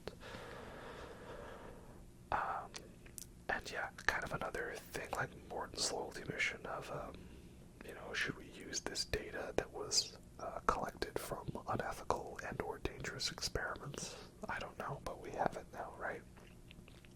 Which is interesting because for the most part the answer is yes, it's okay to do that. The ends justify the means. But when we get to the collectorship, we say that the ends do not justify the means, right? And again, that's why Renegade feels a little more like dumb. You know, oh yeah, elusive man that's lied to me so much. You're cool, you're chill. Yeah, I'll hand you over the base. Also, we have the ending of Miranda's loyalty mission, where we have saved her twin sister, Oriana. And again, there's not too much to Miranda's loyalty mission. Pretty standard stuff. I like bringing Jack on it because she, you know, likes that the enemy's making fun of Miranda's outfit. But again, we have to make sure every character gets a shout out, so I felt we could at least include this. I like Miranda for her usefulness in combat. As a character, she's decent, but again, I feel like you don't get as much out of her unless you romance her. But the romance feels fun. It kind of feels a little, I don't know, like spy movie James Bondish, you know, like two people who are like, I hate you, and then we kiss. You know, that's nice. Oh yes, and they also cut Miranda's butt shot out of one mission. Do you know how many other butt shots there are in the game? People like, come on, pick up actual thing to get upset about. Still can't believe it. But yeah, that's nice. And we did Jack's loyalty mission and Miranda's loyalty mission, and everybody was happy, and I'm sure nothing went wrong whatsoever. Oh, they're in the middle of a disagreement. Oh dear, here we go. Take pictures.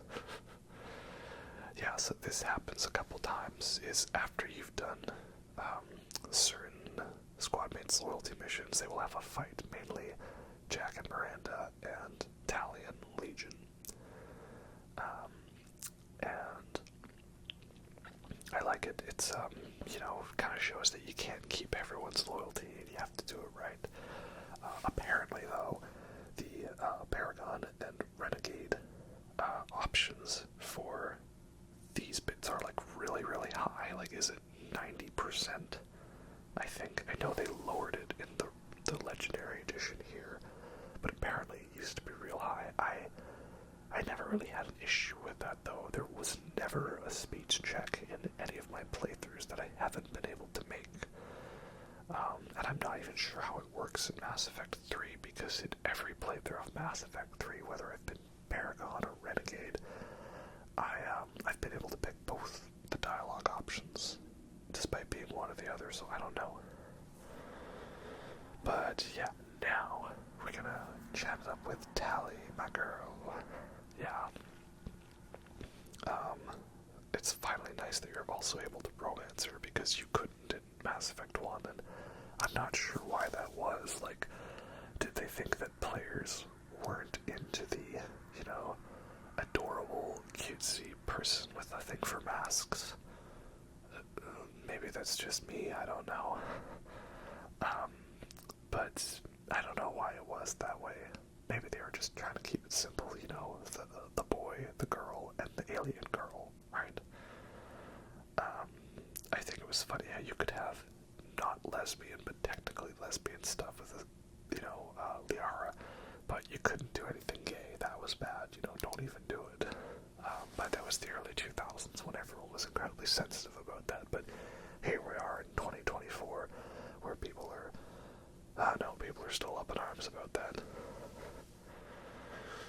And yeah, we got that Riz here, and we got the immersive. Oh, I didn't really mean it like that. Oh, well, I don't know. Oh, it's really hot in here. So, yeah, it's cute indeed. I like it. If I had to rank the romances, it's kind of tough, because, obviously I haven't played every romance. I've, watched the videos on it. So me personally, of course, it was Garrison, Femshep. Yeah, Tally, you know what's going on. You know what's up. And I think Liara's romance is good, Tally's is good, Jack is good, you just don't get as much of that. And don't romance Jacob, just don't do it. Also, I don't like the dialogue wheel as much in this one, because, the options will be kind of random. So, next up we have Samara's loyalty mission, where we fight Billie Eilish. Okay, it's a joke I've made already before, but it's Maggie Bird. Maggie Bard is the voice actress, or the face model for Samara, and more this Samara's daughter, so therefore, logically, this is Billie Eilish. And this is a fun loyalty mission, because it's all dialogue based, and you have to use clues you find to win Morinth over, which I think is a fun way to do it. I do, and some of the dialogue options look like they'd be so funny to pick the wrong ones, but, yeah, we gotta do the correct ones. And I do think it's funny, though, that you basically just show up and, hey, random person I've just met, we like the same art, and the same movies, and the same places to go to. Oh my gosh, wow, we're so alike. Can I go to your apartment? If someone came up and started spouting about all of my interests, oh my god, I just love, middle-aged guys who are, into, nerdy stuff, and just are totally awkward, and, ASMR, and all these things. Oh my god, yeah, I'm so attracted to guys like that. I want to come back to my apartment. I would be like, where's the hidden camera? I'm calling you out. That's no trust, right? I just am I being messed with? Am I being bugged? So yeah, I think it's funny that actually works on her, though. But, yeah. In any case, I make jokes, but it's a fun mission, especially because this is when you can actually fail if you do things wrong. So that adds a bit of extra tension to it in that regard. And there's the different stages to it, yeah. The only thing I don't like, though, is I don't really like the whole choice between Morinth and Samara, because it's the whole thing you brought up is that Morinth is a bad person, and she is evil, and she kills innocent people for her own gain, and then at the very end she's like, hey, you should save me instead. Again, I feel like the renegade choice is just the dumb one.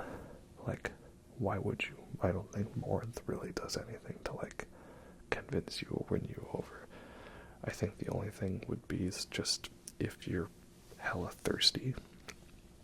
But then, like, why would you? You know? Also, I don't understand the moral choice here with, like, the Paragon and all that. It's like, if you don't have enough points, then you don't get to make a choice.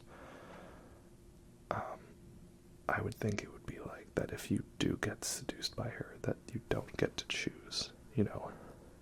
Like, what is it? It's just automatically that you side with Samara. I'm not sure. I think to me it would be that it would automatically kill more, at least from what I've heard. Maybe I have it wrong. So that's not something I really understand, per se. But in any case, surprise, Morinth, it was me all along. Though, I think it's funny how Samara then just, like, calmly, like, walks in.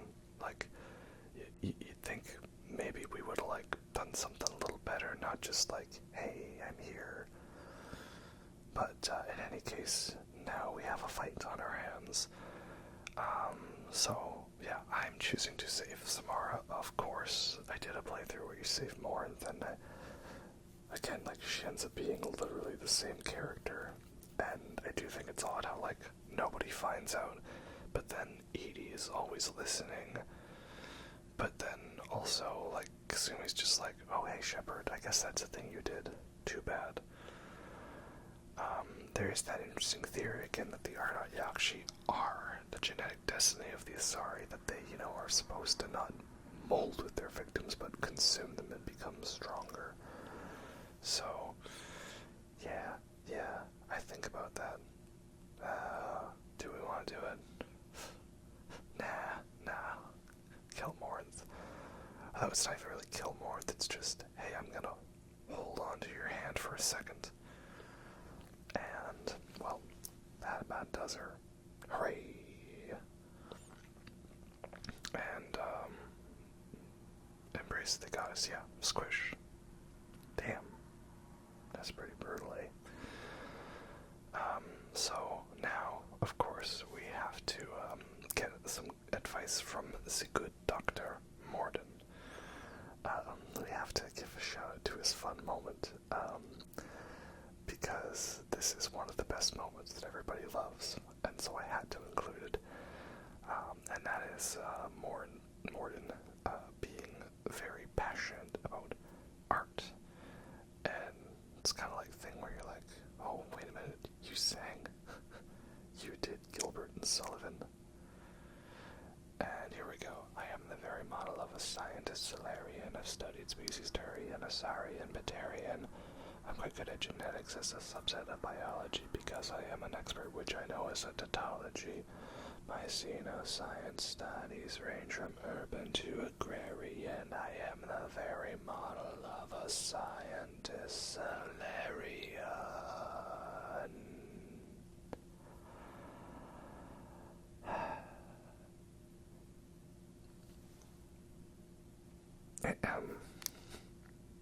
Yeah, so it's a nice moment. Anyway, thank you for indulging me with me on that. And we get some more flirting with Tally here. I do think it's cute that, you know, she's very much like, oh, hey, like, I'm not sure if we should do this. It could be very dangerous. And, you know, definitely that whole kind of, fleet and flotilla thing, right? Which was like, that romance between Tyrion and Quarian. And would that be like some like cheesy romance thing that everybody loves? You know, like Titanic or The English Patient, but Elaine would be in the back talking about how boring it is. I don't know. But in any case, it's very nice, you know. Again, the romances can range from good to bad. Some of them feel a little forced. Some of them I'm not into. I don't like Jacob's. The weird one you can do with James at the party is just very odd.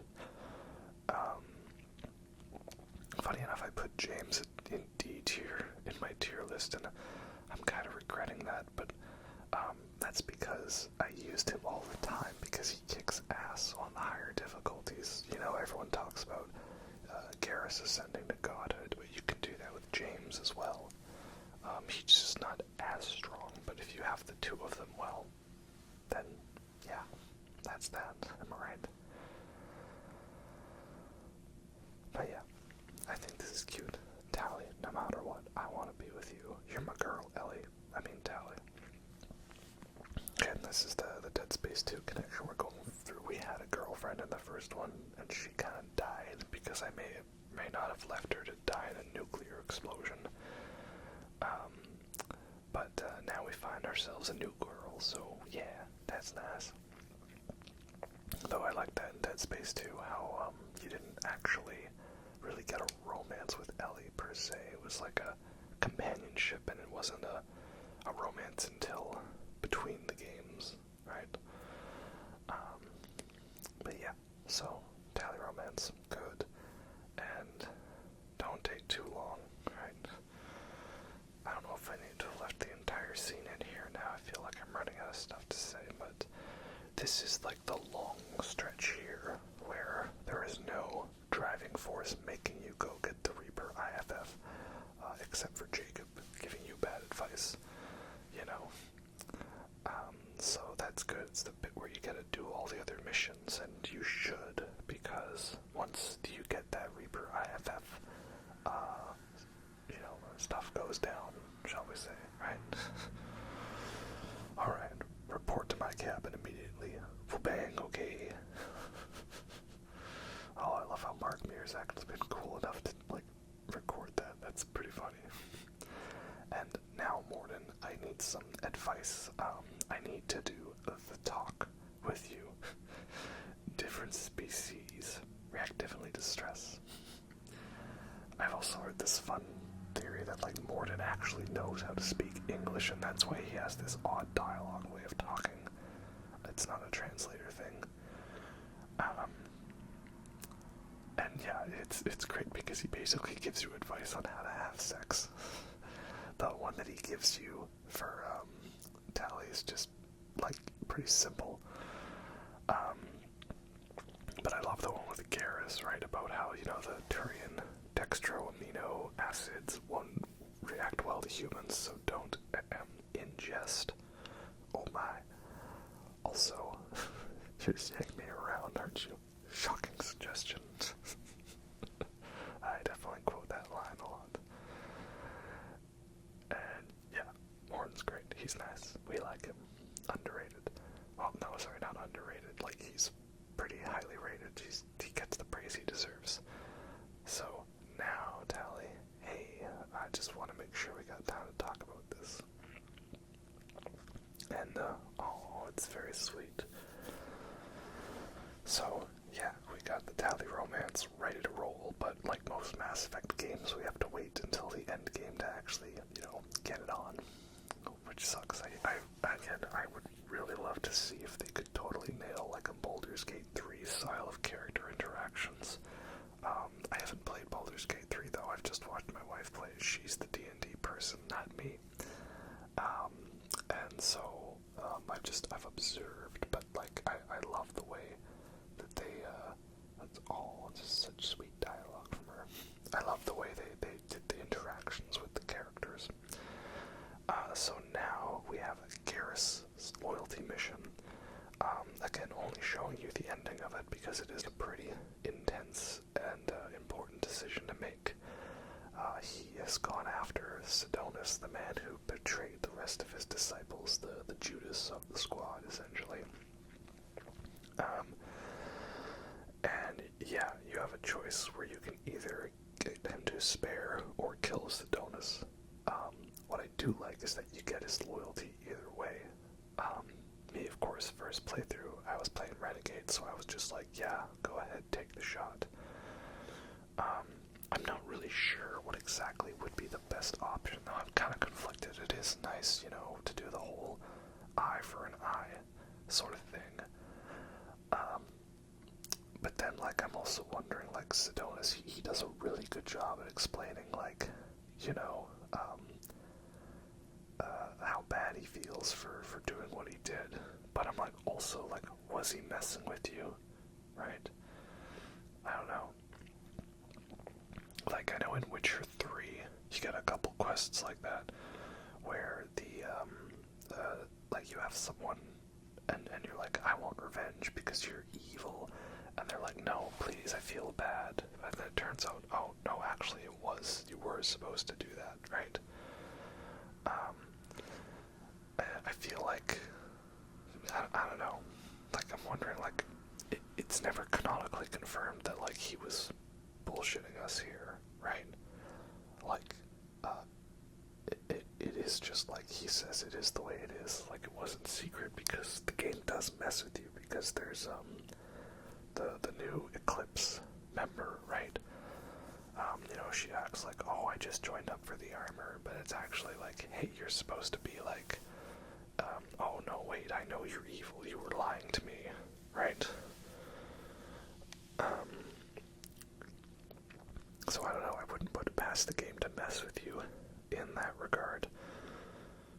But, yeah, I don't know. It's, yeah, like Garrus says himself, right? It's easy to see the world in black and white, but gray, I don't know what to do with gray, right? Yeah. I feel like I like both outcomes equally, depending on how you do it. If you want to be Renegade, like, yeah, take the bloody shot, but if you do want to be Paragon, like, hey man, maybe let's reconsider. So, it's understandable that he gets upset after we went all of that just to spare him. But, you know, that's funny how, like, you know, we see this, and it's like, hey, like, oh, revenge, but maybe it's not good, I forgive you, and everyone's just like, yeah, that's okay.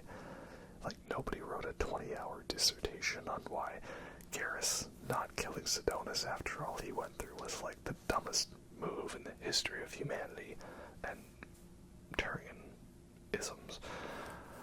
But people do that for Last of Us. I don't get why Last of Us Part 2 is the only one where people are mad about the person not getting revenge. Again, I feel like Naughty Dog underestimated how attached people were to Joel, or that they would ignore any negative things about him. But again, daddy issues, am I right? But in any case, yay, Garrus is loyal. Now you could actually go flirt with him if we were doing that, but unfortunately I cannot shag it up with Garrus, so Tally will do. Then we have Thane's loyalty mission, which is also a fun one because it's mainly dialogue-based and puzzle-based, so that is good. And again, it's a daddy issue story. Yay. Thane is here to try to rescue his son, Goliath, because he does not want his son to become the same path of an assassin as him.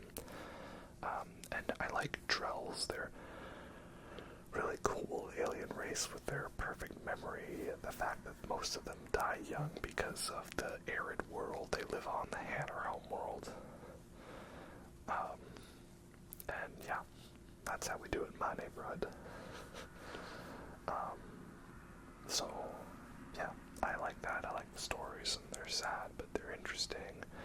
And then I love Thane's mentality is very interesting. You know, the idea that the body and the soul are separate, and that his soul was asleep, and it was his body doing the killing, and he was basically just literally a hired gun, right? So he didn't kill the people. Well, he did, but, you know, he was just the trigger, essentially, right? The trigger was pulled by the people that hired him.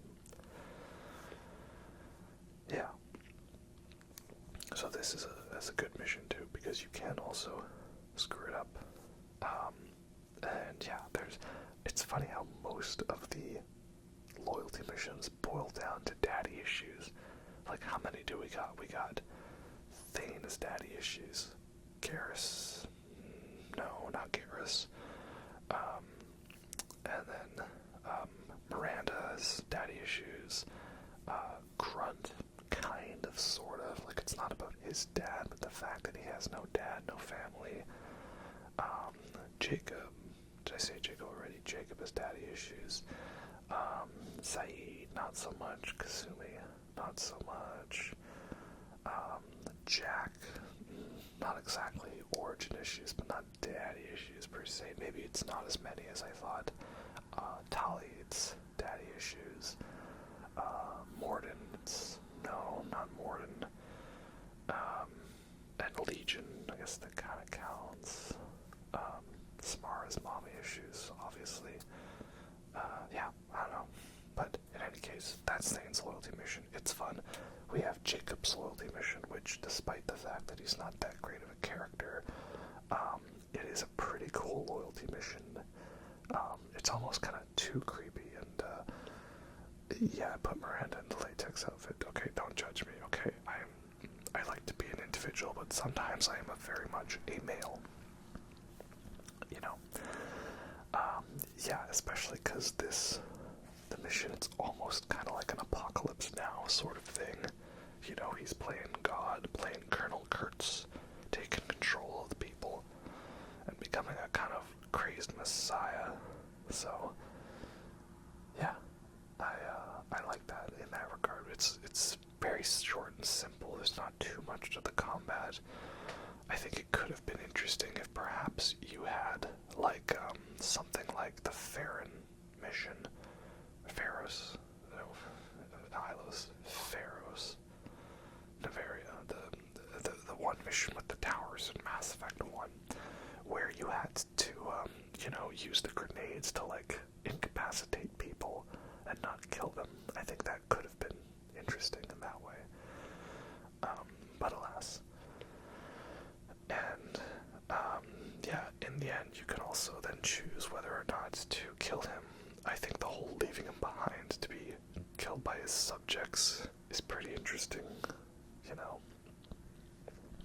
That could have been cool, but we're taking him aboard. Again, also another planet that feels like it's in the edge of space, very deserted, so that's cool.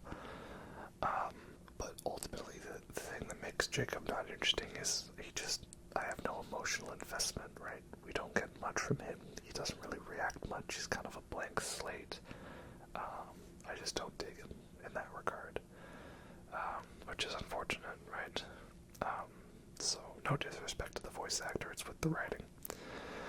Anyway, now we have dealt with all of the other missions. We are ready to progress to the Derelict Reaper to get the Reaper IFF. And again, I love this too. It's building on stuff from Mass Effect 1. There was the Great Clendathu, or Clendagon, right? Clendathu is the planet from Starship Troopers, but the Great Rift Valley, which was supposedly from a mass accelerator railgun giant thing that we used to kill this Reaper, and so now the Reaper is just chilling. And I didn't showcase all of it because it's long, but I love the whole very Lovecraftian element. As they say, the whole, the god is dead, but even a dead god can dream, right? And how this Derelict Reaper still managed to turn all of them into husks. No, it's Commander Shepard, not Shepard Commander. Yeah, this is Legion, who will be joining our squad soon. Pretty cool. And Grunt's good. Yeah, I bring Grunt and Saeed because they have assault rifles and you can give them incendiary ammo and it punches through armor real nice and good, because I don't know how many staff Cerberus had on board here, but for them it was all the husks and all the abominations. Yeah, it's just an absolute army of them, and that's why on easy difficulty you use Shockwave and you are bowling for husks. On any other difficulty, it is an absolute nightmare, especially with the Scions. So yeah, again, it's like these are missions that I'm dreading, not because I'm scared, but like because I know they'll be difficult, but like in a good level of difficulty, kind of just the perfect balance to keep me on my toes. And I don't really get that vibe in any of the other Mass Effect games. It's more like, oh, this is the mission with the cool story bit, that's fun. Or this is the mission with the pretty skybox, that's nice. Even Banshees in Mass Effect 3 I don't dread nearly as much as Scions, Armies of Husks, Praetorians, or Harbinger.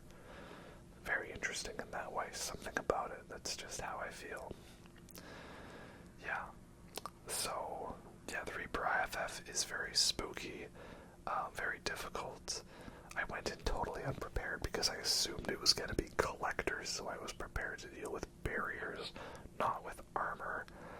And that really messed me up, but it was pretty fun. Yeah, so that is good.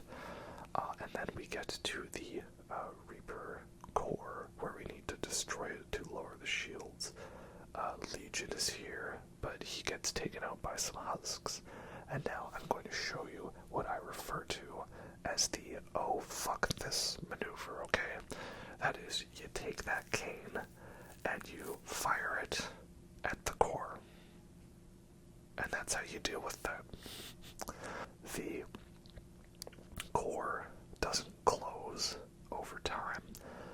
So once you kill all of the husks, you're free to just take your sweet time and blow it up. And none of this whole, oh, lower it to 50% and then it closes and you fight another wave. No. None of that. We just simply do with the nuke. That's what it's for. So, yeah, we get some fun bits as well, where low gravity is actually a factor here. We use 0G to our advantage, and I can't really think of many other situations where they've done that. Because I talked about how we didn't acknowledge low gravity before, but there's a bit of zero gravity here, and that's cool. I wish we could have seen more of that. That would have been nice. But, yeah, Scratch 1, Derelict Reaper. Next up we have the Overlord DLC, which it's a bit of a tricky one, and I'm not sure where to place it in the timeline of doing it. I mean, I played it after the game because I thought it would be fun to bring Legion on it.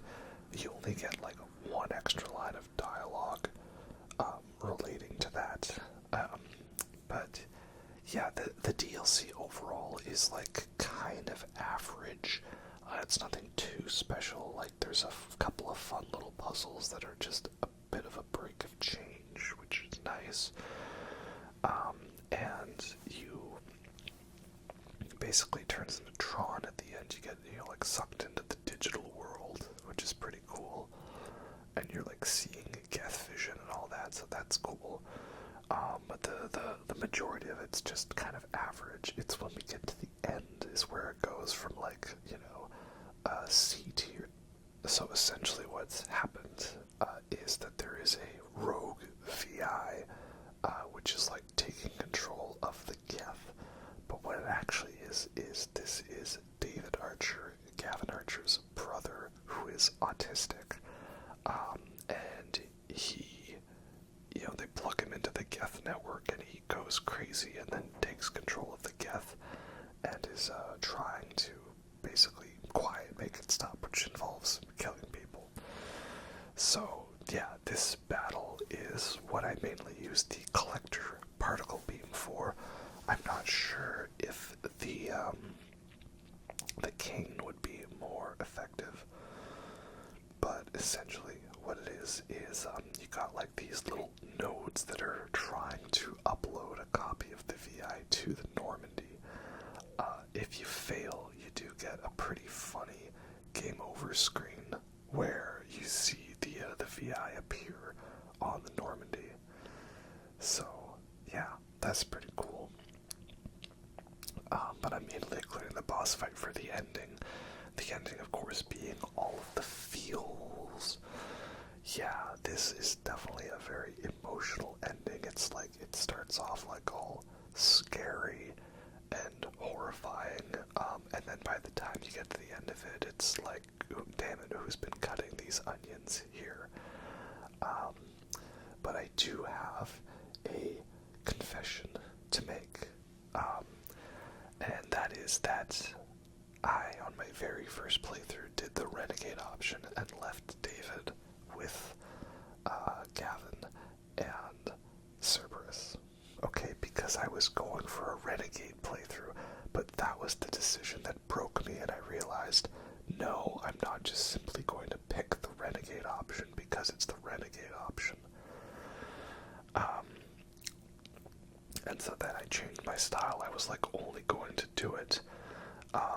if, like, if it made sense, right? Because that's the thing, picking the renegade choice at the end here, I feel, is just simply dumb.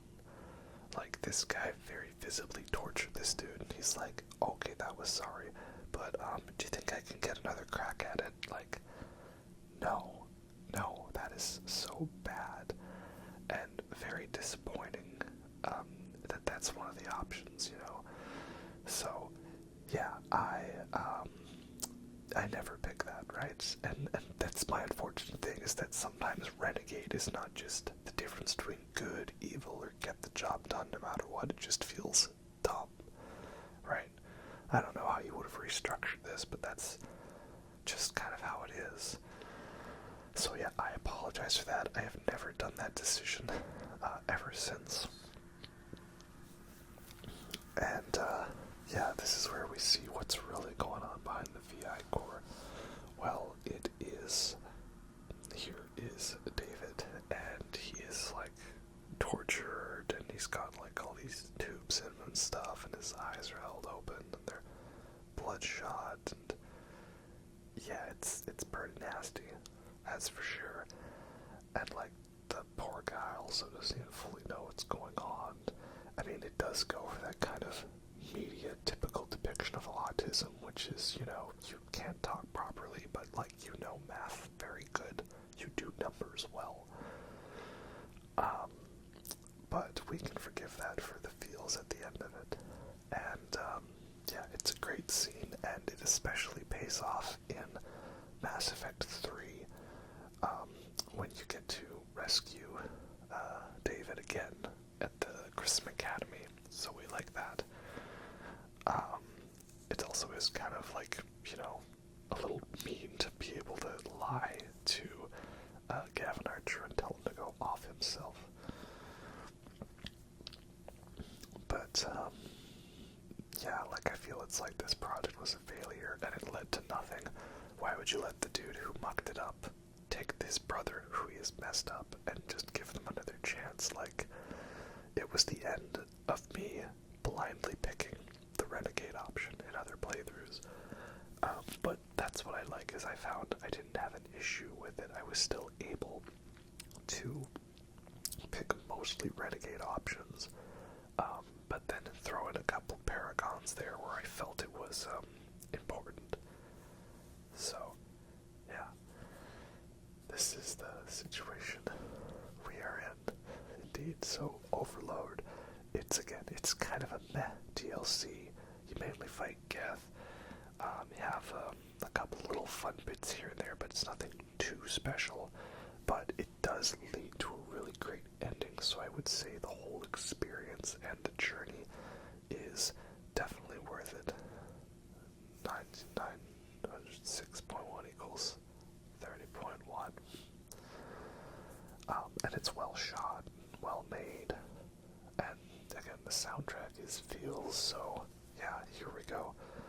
Imminent tears. No, we are not leaving him with you. We are shutting down the Overlord. This project is over. And, yeah, they try, like, the project needs him. What project? There is no project. No, we're not leaving him behind. And yeah, this is how you know you done messed up. When the Paragon interrupt is to pistol whip a dude, right? Yeah, that's what you get.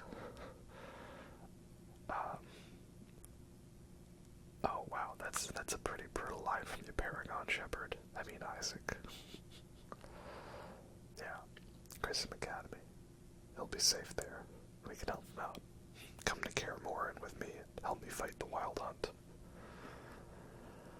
And yeah, is it wrong to say though that like I don't get as emotional at this story as I think I should? Like, it is emotional, but like, you know, it just, like, some people, they're like bawling their eyes out at this scene, and I'm not personally. What does it say about me that I find it difficult to emotionally connect? I don't know. But in any case, that was the Overlord DLC, and we're just about getting ready to embark on our suicide mission soon enough. But before we get to that, of course, we have Legion's loyalty mission, right? One last one before the big one. Legion's loyalty mission is a pretty cool one because we get to visit, like, you know, a Geth location, right? It's not the Geth planet. We get to that later. But it's like a space station of sorts, heretic station. Again, this plays into my whole thing. I love how Mass Effect 2 feels like the most out there, like, obscure locations, right? We had, like, the whole Hugo Gernsback mission, which was on literally the edge of the galaxy. And now we've got this station that is just, like, floating out in the middle of nowhere. Not dark space, right? Because it's still within the galaxy, but it's just a random location with no planets. And I love that. And it just always feels thematically appropriate to bring Tali on this mission, especially to make up for the fact that I did not get to bring Legion on her mission. There's some great moments like Admiral Ron asking to experiment, and Legion just very blatantly being, this platform is not suitable for experimentation. This is actually one of the few times, though, where picking the Renegade option is actually the better one, and it's to do with the carryover to Mass Effect 3, and that is that the heretics will have lesser numbers, but that's actually for the better. I didn't bother with the whole big, you know, turret defense section that comes there, because it's just a, you know, it's a long bit, right? Just more combat. We don't need that. And I do love this final push to escape. It's very fun. And nice to have both Tali and Legion, because they both get AI hacking and combat drones, just to find Legion is a bit more of a stronger combatant because he's got a badass sniper rifle. So that is cool. So yeah, I like those a lot. They are very fun. But yeah, this is it. This is the last one. It's very annoying how you have to time it right, because otherwise you miss out on oh, that's a Geth Prime. Drone Squad, go.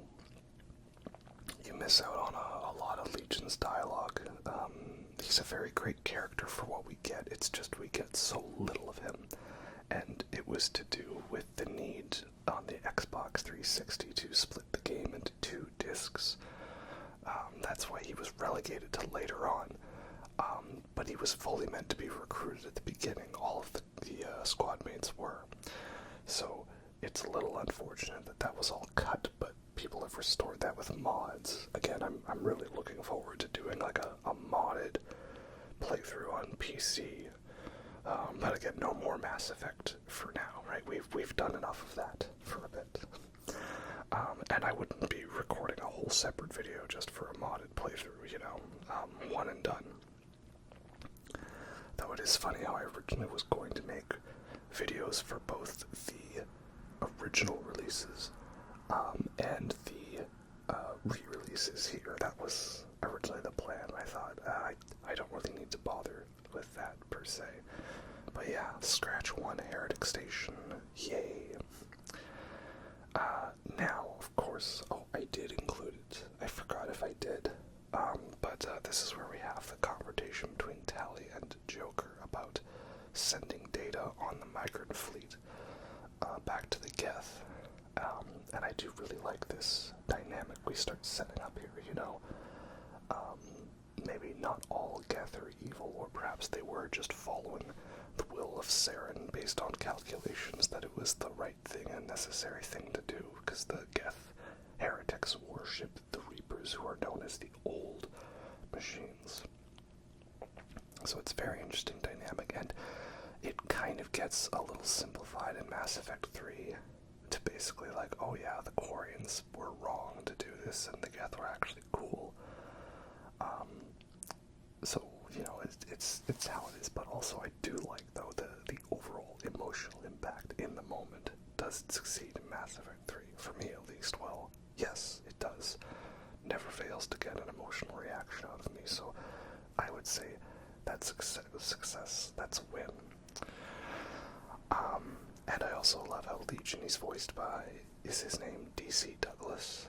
voice actor. I know he also does Pod 042 in Nier Automata, which is crazy how I went through that entire game not realizing it was him, when it's like almost the same voice. You know, it's his voice with a bit of modulation, but it's like they even used the same modulation, so yeah.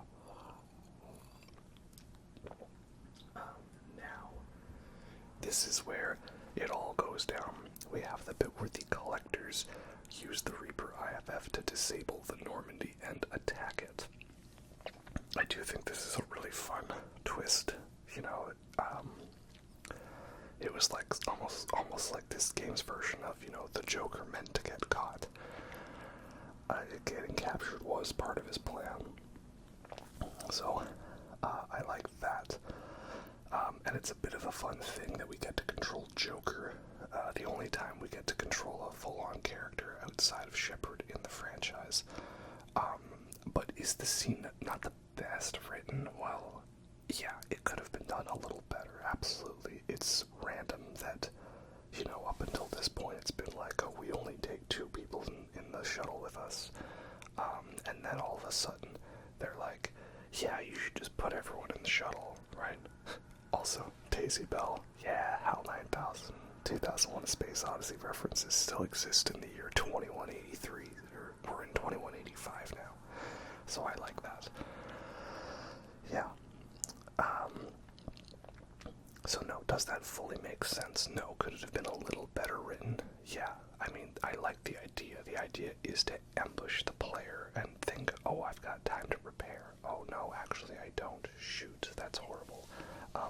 Me, though, I was prepared in my playthrough because I know with Mass Effect the rule is that, like, if you have time to do the main mission, don't. Like, do all the side missions, right? That's what I didn't like in Mass Effect 3. Mass Effect 3 felt like there was less. Oh, I enjoy the sight of human on their knees. That face. I like how they have a comical close-up on Edie's face, yeah. Mass Effect 3 felt like it didn't have as much of an intense push, even though it should, because, you know, it's a big war. So yeah, the collectors have taken our crew, and now we have to go off to rescue them. But first, of course, we gotta get down, make love, like that Queen song that was also covered by 9 Inch Nails, right? So, I was going to bring music. I like King Gizzard and the Lizard Wizard. Do they still exist in 2185? Man, how many albums could they theoretically have put out by then? And oh, there we go. Romance. That's nice. Oh, it's adorable. Oh, and it's dramatized. Yeah, I didn't show the whole collector thing because we don't need to linger on that. You know, I've said what I need to say, and you know it. And no full face reveal for the Quarians yet. We'll get there eventually. But I like that, you know, leave it to the imagination. Yeah, so that's cute. We did it. We finally got played. Yay. And now it all comes down to this, the suicide mission, which is again both the best and worst part of Mass Effect, because for me it's the best, you know, it's the best climax. It's such an epic mission, you know, going in that everyone could die, even Shepard, if you do things wrong. When you're in the zone, when you're in the moment, every choice feels like it's the biggest choice. Oh yeah, here we go. And the music is so top-notch. This is definitely my favorite of the 3 games. Musically, Jack Wall did such a great job with that theme, even if it is very similar to the I'm the Doctor theme from Doctor Who, like David Tennant and all that. And yeah, it all comes down to this one big epic finale. So when you're playing this mission, it's the greatest level ever in a video game, essentially. The score is epic. You make all these choices, sending people where to go. But it was also the greatest weakness because they wrote themselves into a corner with this ending, much like the ending to The Last Jedi. is also a great movie. But they wrote themselves into a corner. They were like, well, shoot, we had such a good moment. Where do we go from there, you know? And yeah, here we go. We're also at the center of the galaxy. Again, the great unknown. I feel like we don't get as much of that in the other games compared to this one. Even Mass Effect Andromeda at first felt so otherworldly, but it soon devolved into too familiar territory, you know? 2 desert planets. Why does everyone want to go back to Jakku? And yeah, then we have, there's the whole cutscene bit where it determines whether people live or die. And it's funny because, you know, the game tells you, like, hey, you should do these upgrades or bad things might happen. And I had a friend who thought, well, there's no space combat in this game, I'm not going to bother with that. And he found out the hard way when 3 of his crew members died right off the bat. So yeah, it's a very fun sequence of events. Very well shot. Again, not technically as big of a battle as the end to Mass Effect 1, where you had an entire fleet fighting in the Citadel. And, you know, it's just one ship and a couple of other ships, but funny how it works better that way. So I tried to also have it so every single squad member gets a moment to shine in some way. So Samara I brought here for this fight here against the Oculus, right? It's an interesting thing, the Oculus, because it's not a Praetorian.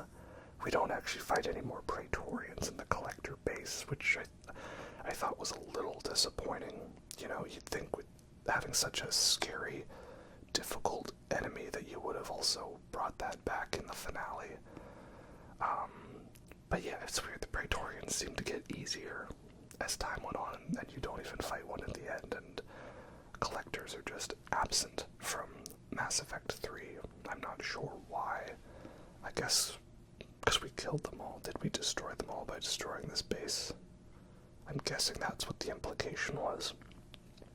I also like how your squad is constantly reminding you, grab some heavy ammo. And I'm like, no, I've got to save it. It's my retirement heavy ammo. I've got to save it for when I absolutely need it, which is the final Reaper boss, of course. That's what it's for. So yeah, Samara, unfortunately, you're not going to be doing the biotic field. We're going to be leaving that to Jack for this one. And I don't really have anything else for you, I'm sorry. That's the other thing that's disappointing about Mass Effect 3 is you don't get to make nearly as many choices in the end game, but again, they wrote themselves into a corner, and the ending from like the 3rd act onwards, Rannoch onwards, was really rushed in development because they were trying to push it out by a certain time. So yeah, anyway, Scratch 1 Oculus, and Joker, obviously the best pilot in the fleet, and we've got this whole fun bit here. And again, I know it's a weird thing to talk about how I love the cinematography in video games, but I love the cinematography in this one, right? You'd think it'd be an easy thing, you can put the camera literally anywhere, it's all animated, but like, I don't know, it's the shot composition, the framing, the lighting. Again, we've had a very red color scheme for this one, very dark and dirty and grungy and more violent and more action-oriented, right? And now it all comes down to this big orange finale. And again, the Dead Space 2 connection is that Dead Space 2 was much more action-oriented, and so is this one. It's more guns, shoot bullets. And so, now here we go. Fire the main gun. Alright, Garrus. This is what it was all for. Garrus is down in the battery like, guess what, bitches? I finished my calibrations.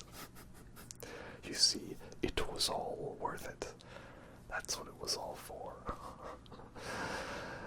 And at this point, for him, calibrating a giant gun feels like a vacation, Shepard.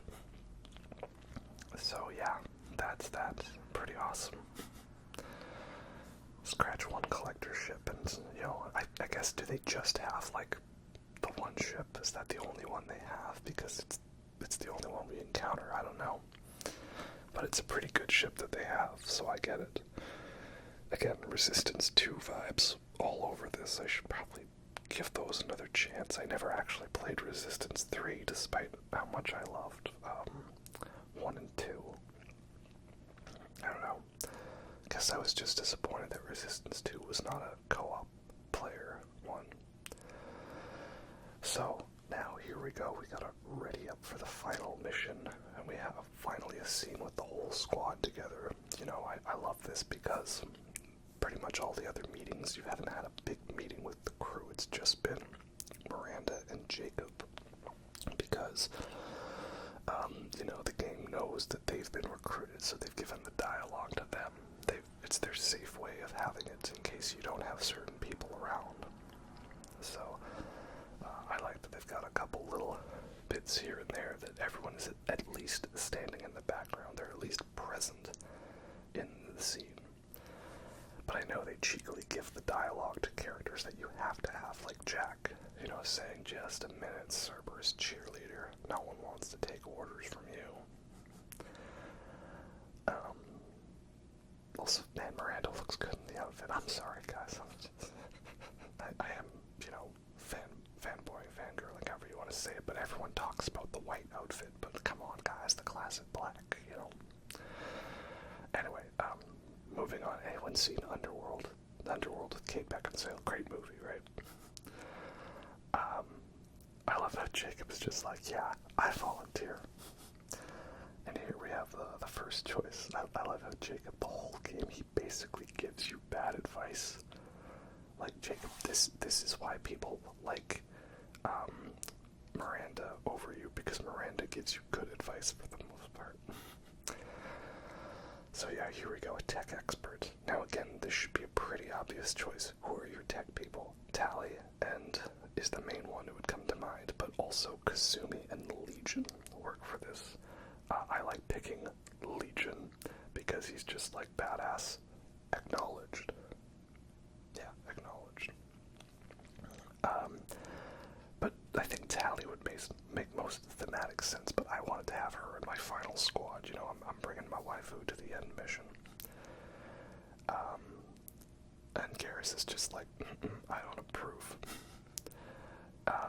It's funny that the correct choices for this are either Jacob, Miranda, or Garrus. I understand, and they're kind of odd choices, I think, because I don't know why Jacob would count. He's not really a leader.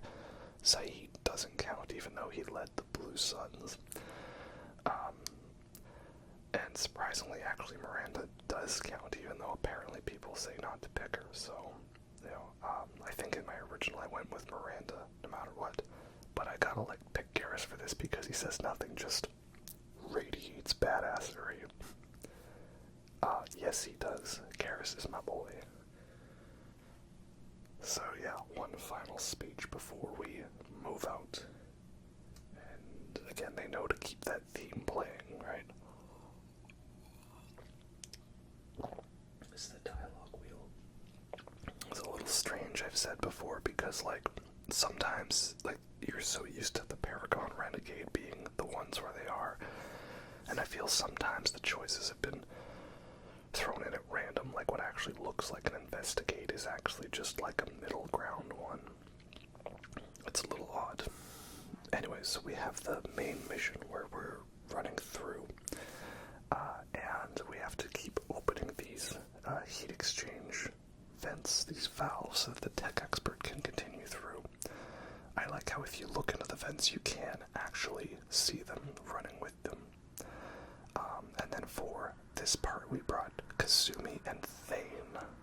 Good to have Thane, of course, because he has warp, and he's a badass sniper. Just go to the sea. And Kasumi is good too, because she's got Shadow Strike. And I think flashbang grenades are also pretty effective against Harbinger. And of course, I'm going with the hand cannon, the Phalanx, definitely one of my favorite guns. Just, you know, man, playing OG Mass Effect 2 vanilla was so difficult because I realized all of my favorite guns are DLC guns, right? Like the Locust is a DLC gun, but it was part of the game because they had some DLCs already on disc for PS3, like Zaid and Kasumi. Oh, there's another one.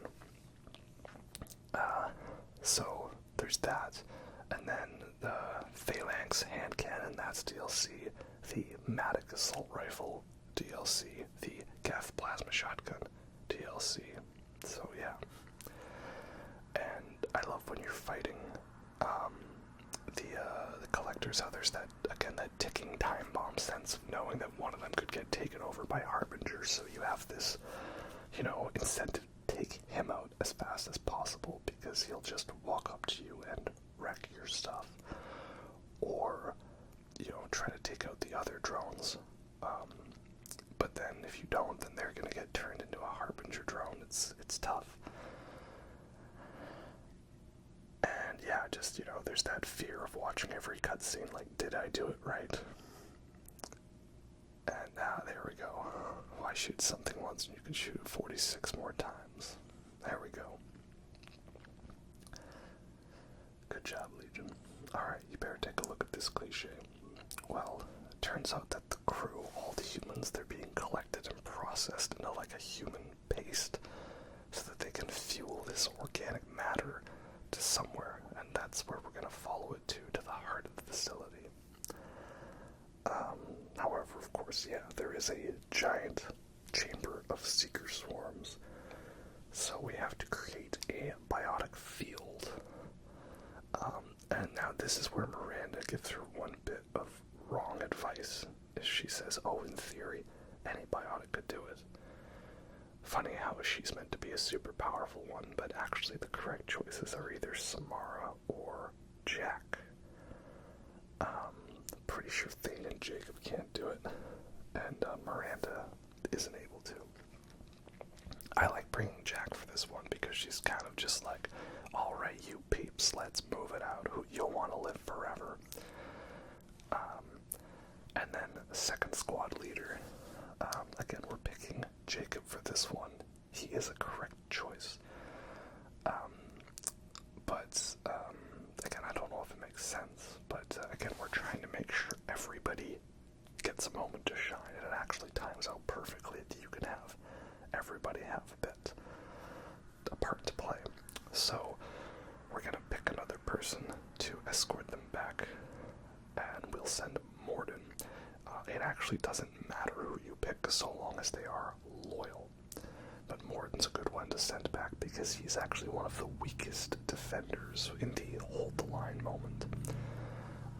That's why he usually dies for most people, because he's like kind of the first picked to die. So here now I've brought Saeed and Grunt for this part because, again, they have incendiary ammo, assault rifles, and that's very good for shredding through armor, and they're both very strong.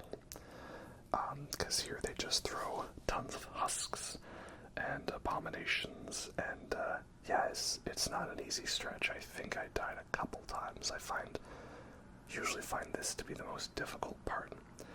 And of course, especially with the Scions, you know. I am Krogan.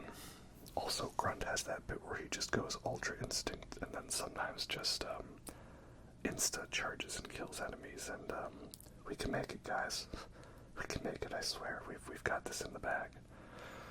I can do this. And no, I can't use Unity, okay? That's my retirement metagel. Alright, fine, I'll use it.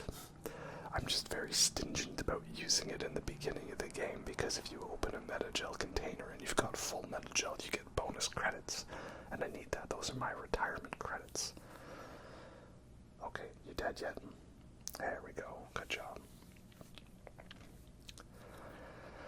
So yeah, the long walk segment, as they call it, very good. And again, it's got this very claustrophobic nature to you, not being able to step outside the field for more than a few seconds. And nice to give Jack not necessarily like a redemption thing, but you know, she went from, you know, prisoner and, you know, hated rogue to now she's badass, she's working with the team, and she gets to do a biotic blast. So, that's fun. We like that. and it's a cool moment for her to shine, so I like that too. And Saeed and Grunt are badass. Again, nobody gets left behind, everybody contributes. And yeah, that was good. I mean, that's what I'm wondering though, if they were to do this like as a show and they did this part, I think they would need to have like a couple of people not make it, because like I always found that death sequence really creepy, you know, seeing someone get lost outside the field and you know, scooped up in the seeker swarms. Very scary. And this is the bit where, yeah, your team leader takes a hit, but if they're loyal, they will live. Though the fun thing is that if you pick Miranda for this, she survives no matter what, because the game needs her to be alive to give a speech in this next segment. Because if you pick her for the fire team leader doesn't die, it's the vent specialist who dies. And so she will live, and then in the biotic field, she's the one who always lives. So the game basically just likes her a lot, right? And it seems like it doesn't like Jacob. So we've got to give a big speech to our squad. We're going to take 2 people with us, and everybody else holds the line, right? That's why we sent Morden back. You know, he doesn't like holding the line, prefers to get job done and go home. So this, we're going to bring Miranda, because again, warp, she is very powerful against collectors. And we're going to bring Tally, because she's my girl. Unfortunately, I think the game had me save Miranda from falling, not Tally, so that's on me. And it's nice to have Miranda there, so she can also tell the elusive man to screw off at the end, you know. So I like that. The only thing that's annoying is that you don't really have a way of knowing exactly who's good for holding the line. There's like a hidden in-game counter. So that's the one part I'm surprised I didn't screw up. There's another bit of a fight, but it's just against collectors on platforms, and it's not nearly as difficult as the collector base one. That one's more difficult because the scions are constantly moving, so it's hard to get a lock on them. But here they're more stable. And it turns out that all the organic matter is fed into creating a human reaper. Now, this is the part that I think people, you know, aren't the biggest fan of, right? Because this thing just looks like a giant Terminator, right? I mean, it's a robot skeleton. Like, what else is it gonna look like, right? Yeah. So now we're gonna have to fight this thing, and first thing, tank missile. Oh, beauty, eh? Oh, that only took out like a quarter of its health. Well then. I think if you get enough capacity upgrades, you can fire the king twice, but, you know, I just wanted to get it off, you know, I had to get my nuke on. This one's for you, Oppenheimer, right? Oh dear, why did I say that? Or Mad Max, I don't know, take your pick. Mad Max Furiosa looks pretty good, right? I hope it's good. Better than Thunderdome, right? Yeah, so I think he's weird how he kind of hangs looking over the thing a bit more. I don't know. So, yeah, I understand the concept. The idea is that the collectors were summoned to be like a new way, right? Originally, the Reapers were going to have Sovereign and Saren open the relay, the Citadel relay. However, though, the Keepers have been disabled, and that was because the Protheans had some kind of like countermeasure thing installed, so they couldn't do it that way, so they had to do it like the manual way, right? Summon in the Reapers from dark space, right? And they would flood the Citadel like they normally do. That failed, so the next plan was to like activate the Collectors, and the Collectors would then build together a human Reaper, and then that would be like a badass thing that would go and I think just do the same thing, like try again.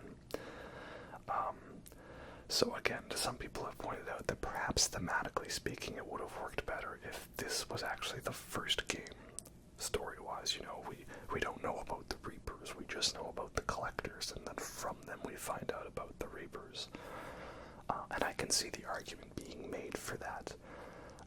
I feel it still works. I guess the boss fight's annoying because it becomes like a spray and pray contest, you know, you just gotta like hide when it shoots the insta-kill death ray, and then, you know, shoot at the bits, and it's very annoying because the thing refuses to stay still, which would make sense.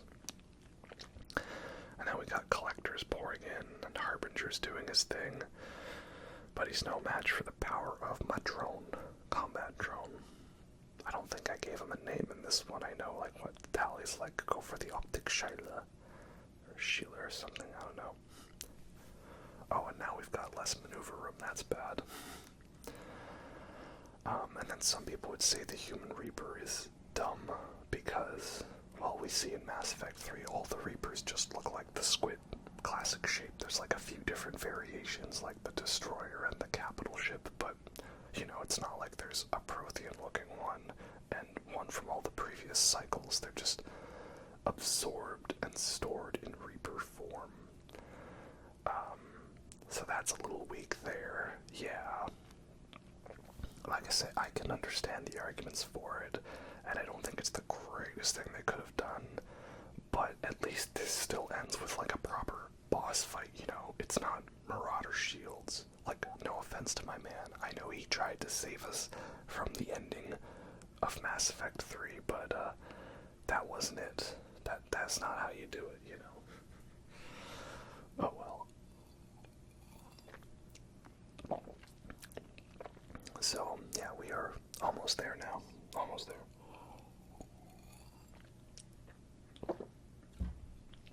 It's getting close to summer, so I drink beer moses. So you take a nice light lager, anything easy drinking, and you put a can into a pint glass, and then you fill that pint glass up, the rest of it, with orange juice. Beer mosa, very good stuff. Nice, light, easy drinking. Okay, almost there. Omae wa mo shinderu. Why won't you die? There we go. So yeah, not that great of a boss fight, but then again, this wasn't really a series known for boss fights. And in any case, now we don't have to worry about that Human Reaper thing, because it's gone. And, oh, yeah, can I make it? And, oh, no. Ah, gotcha. That's always fun. I wonder what it would look like, though, if you brought both Garrus and Grunt. Just the image of Shepard, like, trying to hold on to a Krogan. Hey, he's made of steel. Also, I cut out the bit, but Elusive Man calls you, and he asks you to either just do a neutron purge to kill all the Collectors, but save the base. And that's the weird thing. It's like, I understand the idea, hey, well, we have all this cool tech, why wouldn't we use it, right? And we've made that decision already before, like, hey, why wouldn't we use Collector data? Why wouldn't we use the gray box? Why wouldn't we use Malin's data? Those are the correct choices to make. But here it's actually the wrong choice. But that's the thing, it also is framed that way, that, like, I feel like you're just dumb. Like, if you do that, like, if you're like, hey, I do want to save the base, Shepard's like, well, you've backstabbed me a couple times, but I think you're a cool guy. And Elusive Man's just like, yes, Shepard, yes, good. And, you know, he looks all evil, and everyone chews you out for it. I don't think there's anyone really on your squad that tells you it was the right thing. Maybe like one or two, but I can't recall. So yeah, kind of lame. But then of course we have, this final run. I remember when this game came out. Again, I wasn't playing Mass Effect, but like I watched a bit of this. Like, I heard the ending to Mass Effect 2 was so good, and I was like watching this sequence, and I was like, okay, I don't really understand what's going on here, because I don't know anything that's happening, but I'm going to assume that this is pretty epic. Then, of course, you know, 6 years or so, 5 or 6 years later, when I finally played it, I was playing this scene like, yep, it is pretty epic indeed. Just Joker, like, actually shooting at the collectors. It's badass. Your squad pulls you in. You make that final jump. The music is going crazy. It's such an epic theme as we run away. And that's how we did it. That's what I love about Mass Effect 2's ending. The situation looks hopeless, bleak, miserable. It's a dark game.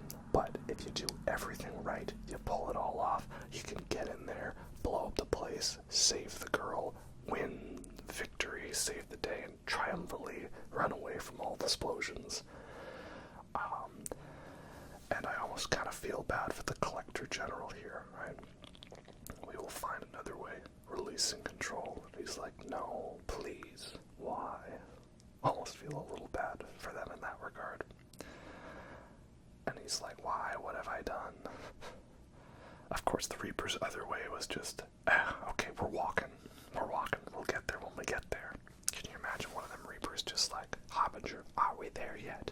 No, donkey, we're not there yet. And yeah, one badass finale though. Did we actually hit the relay there? I don't know. But it is not over yet, because we have one final thing to go through, and that is to prepare for the Arrival. The Arrival, it's the final DLC for Mass Effect 2, and it's a little awkward because I feel it is most thematically best played at the very end of the game. That's the very last thing you do. But you acquire that DLC like very early, right after Horizon, and the game makes it seem urgent. So that's a little annoying. But ultimately, I like the whole concept, though. Yeah, I tried to warn the Batarians, not that it matters. It's annoying that the big moral choice at the end of it is do the nice thing or do the mean thing. Well, it doesn't matter, you know. It could have been nice in that way, but I guess the game is trying to, you know, have Shepard be morally complex, or I don't know, right? Like, you don't have a choice whether or not you activate the project, but you can't actually save anyone from it. I mean, the DLC is kind of interesting in that it's a solo mission. I'm guessing it was done as a budget constraint, so they didn't have to bring in any of the other squad-mate voice actors. And it does make it challenging from a gameplay perspective, but I think story-wise it doesn't really make sense. I do like how you can stealth the whole first part of it. That's pretty fun. I always try to do that even if they took away the achievement for it. Oh, okay, there you go. That one's for you, Garrus, taking a rocket to the face. So, you know, that's that, and the level design's kind of cool. I think originally it was meant to be an underwater base, and I feel like some of that level design got carried over into some of the Leviathan DLC missions, so that's cool. But yeah, story-wise, I don't know if it fully makes sense. Like, the whole indoctrination stuff is weird, because typically when we've seen indoctrinated people, they've been, like, a little off, a little weird, and here it's like everyone's like, oh, hey, Jim, how's it going? Oh, yeah, having a good cup of coffee. Oh, what about Doug? Oh, Doug's just giving her today, ain't he, boy? Oh, yeah, bud. Oh, yeah, real good, eh? Oh, a couple of holy hosers out for a good rip there, aren't you, bud? Yeah, actually, we're indoctrinated to kill Shepard. Like, it just feels a little off. I don't know. Not really the biggest fan of it. And it is quite lengthy, which makes sense. But I do like the ticking time bomb, and the idea what happens if we blow up a relay. I don't know. We'll find out. And I mean, hey, for all of you crazy, you know, Shepard spacer colonist backgrounds, they love the fact that you get to kill 300,000 Batarians. What do you know? It was the best DLC ever, right? You sick people. And I like this final fight, you know, we're on outside of an asteroid, and we get to talk to Harbinger, and there's the skybox of the relay slowly approaching. I think that's cool, and once again, we get to go to the galaxy's end. That's fun. So yeah, I like that you get to talk to Harbinger here, not the Collector General, who you would talk to if you had not beaten the game yet. That that's also why Mass Effect 2 is the best one for me, because you get to play the game after you beat the game. That's fun. I don't like how, you hit a point of no return in 1 and 3, and you have to make sure you get everything done, or you can't play the game post-game. I would think in Mass Effect 1 it could have made sense. They could have done it, just have it the Citadel looks a little wrecked, but everything's the same. Maybe have a couple of quests unlock in the post-game now that things are different, kind of like a little cleanup, a nice segue to Mass Effect 2. But they didn't really bother with that. Prepare yourselves for the arrival. Oh yeah, we will, and it's gonna be a little disappointing, that's for sure. So, yeah, don't know if it makes sense from story-wise, and it's annoying that the real ending of the game was DLC, but this didn't feel so much like it was the real ending as it is something extra, and I like how Mass Effect 2 kind of adjusts for that. At the beginning, you're not on trial for killing the Batarians, you're on trial for what you've done with Cerberus and that you worked with them, because the Alliance doesn't like them, obviously. And I like how Mass Effect 3 kind of helps justify Mass Effect 2 with the Cerberus stuff by explaining that, everything was intentionally set up to make it look like, we're so friendly, eh? Oh, we're just so great. Yeah, now why don't we round up them dirty aliens, And yeah, that's it. We destroyed the relay and wiped out the entire solar system, so the Batarians are gone. And then eventually the Reapers just show up and wipe out the rest of the Batarians, so yeah, I guess that kind of sucks, but then we've kind of been brought to hate them. I think originally there was a plan to have a Batarian squad mate. I think that could have been interesting, kind of like the equivalent of Legion showing us, hey, not all Geth, hey, not all Batarians, and, would have tied into those whole anti-discrimination themes. But in any case, that was the Arrival DLC, so it's pretty good, and now we have one final bit with the Normandy, another epic sailing off into the distance, right? No one gets left behind, indeed. And we just have this final little bit of us getting our preparations in order, and it's a very simple, straightforward ending, we get that badass theme from the end of Mass Effect 1, and all of our squad are like, alright Shepard, you did it, we did the mission, we're with you, we're ready to face whatever comes next. And here we've got the data on the Reapers, we've got the Collector technology, and all of our squad on it. We are ready to face the threat that comes. And this, to me, is like one of the most epic sequel teases. Stare it off, and then, the Reapers coming out of dark space, a whole army of them, and they're ready. Oh yeah, bud. Definitely gets you pumped. Now, would Mass Effect 3 live up to the expectations? Yeah, no. No, yeah. Yeah, no. No, yeah, bud. Yeah, we will get to Mass Effect 3. I have not yet put together the footage for that one, but I'm sure I will have a lot to go through, and it will be difficult to trim it down. But let's talk Mass Effect 2. This is, again, it's my favorite in this series. I love playing it. It just flows so well. And it's so crazy how, again, at the start, it seemed like I would hate it. I don't get my squad back.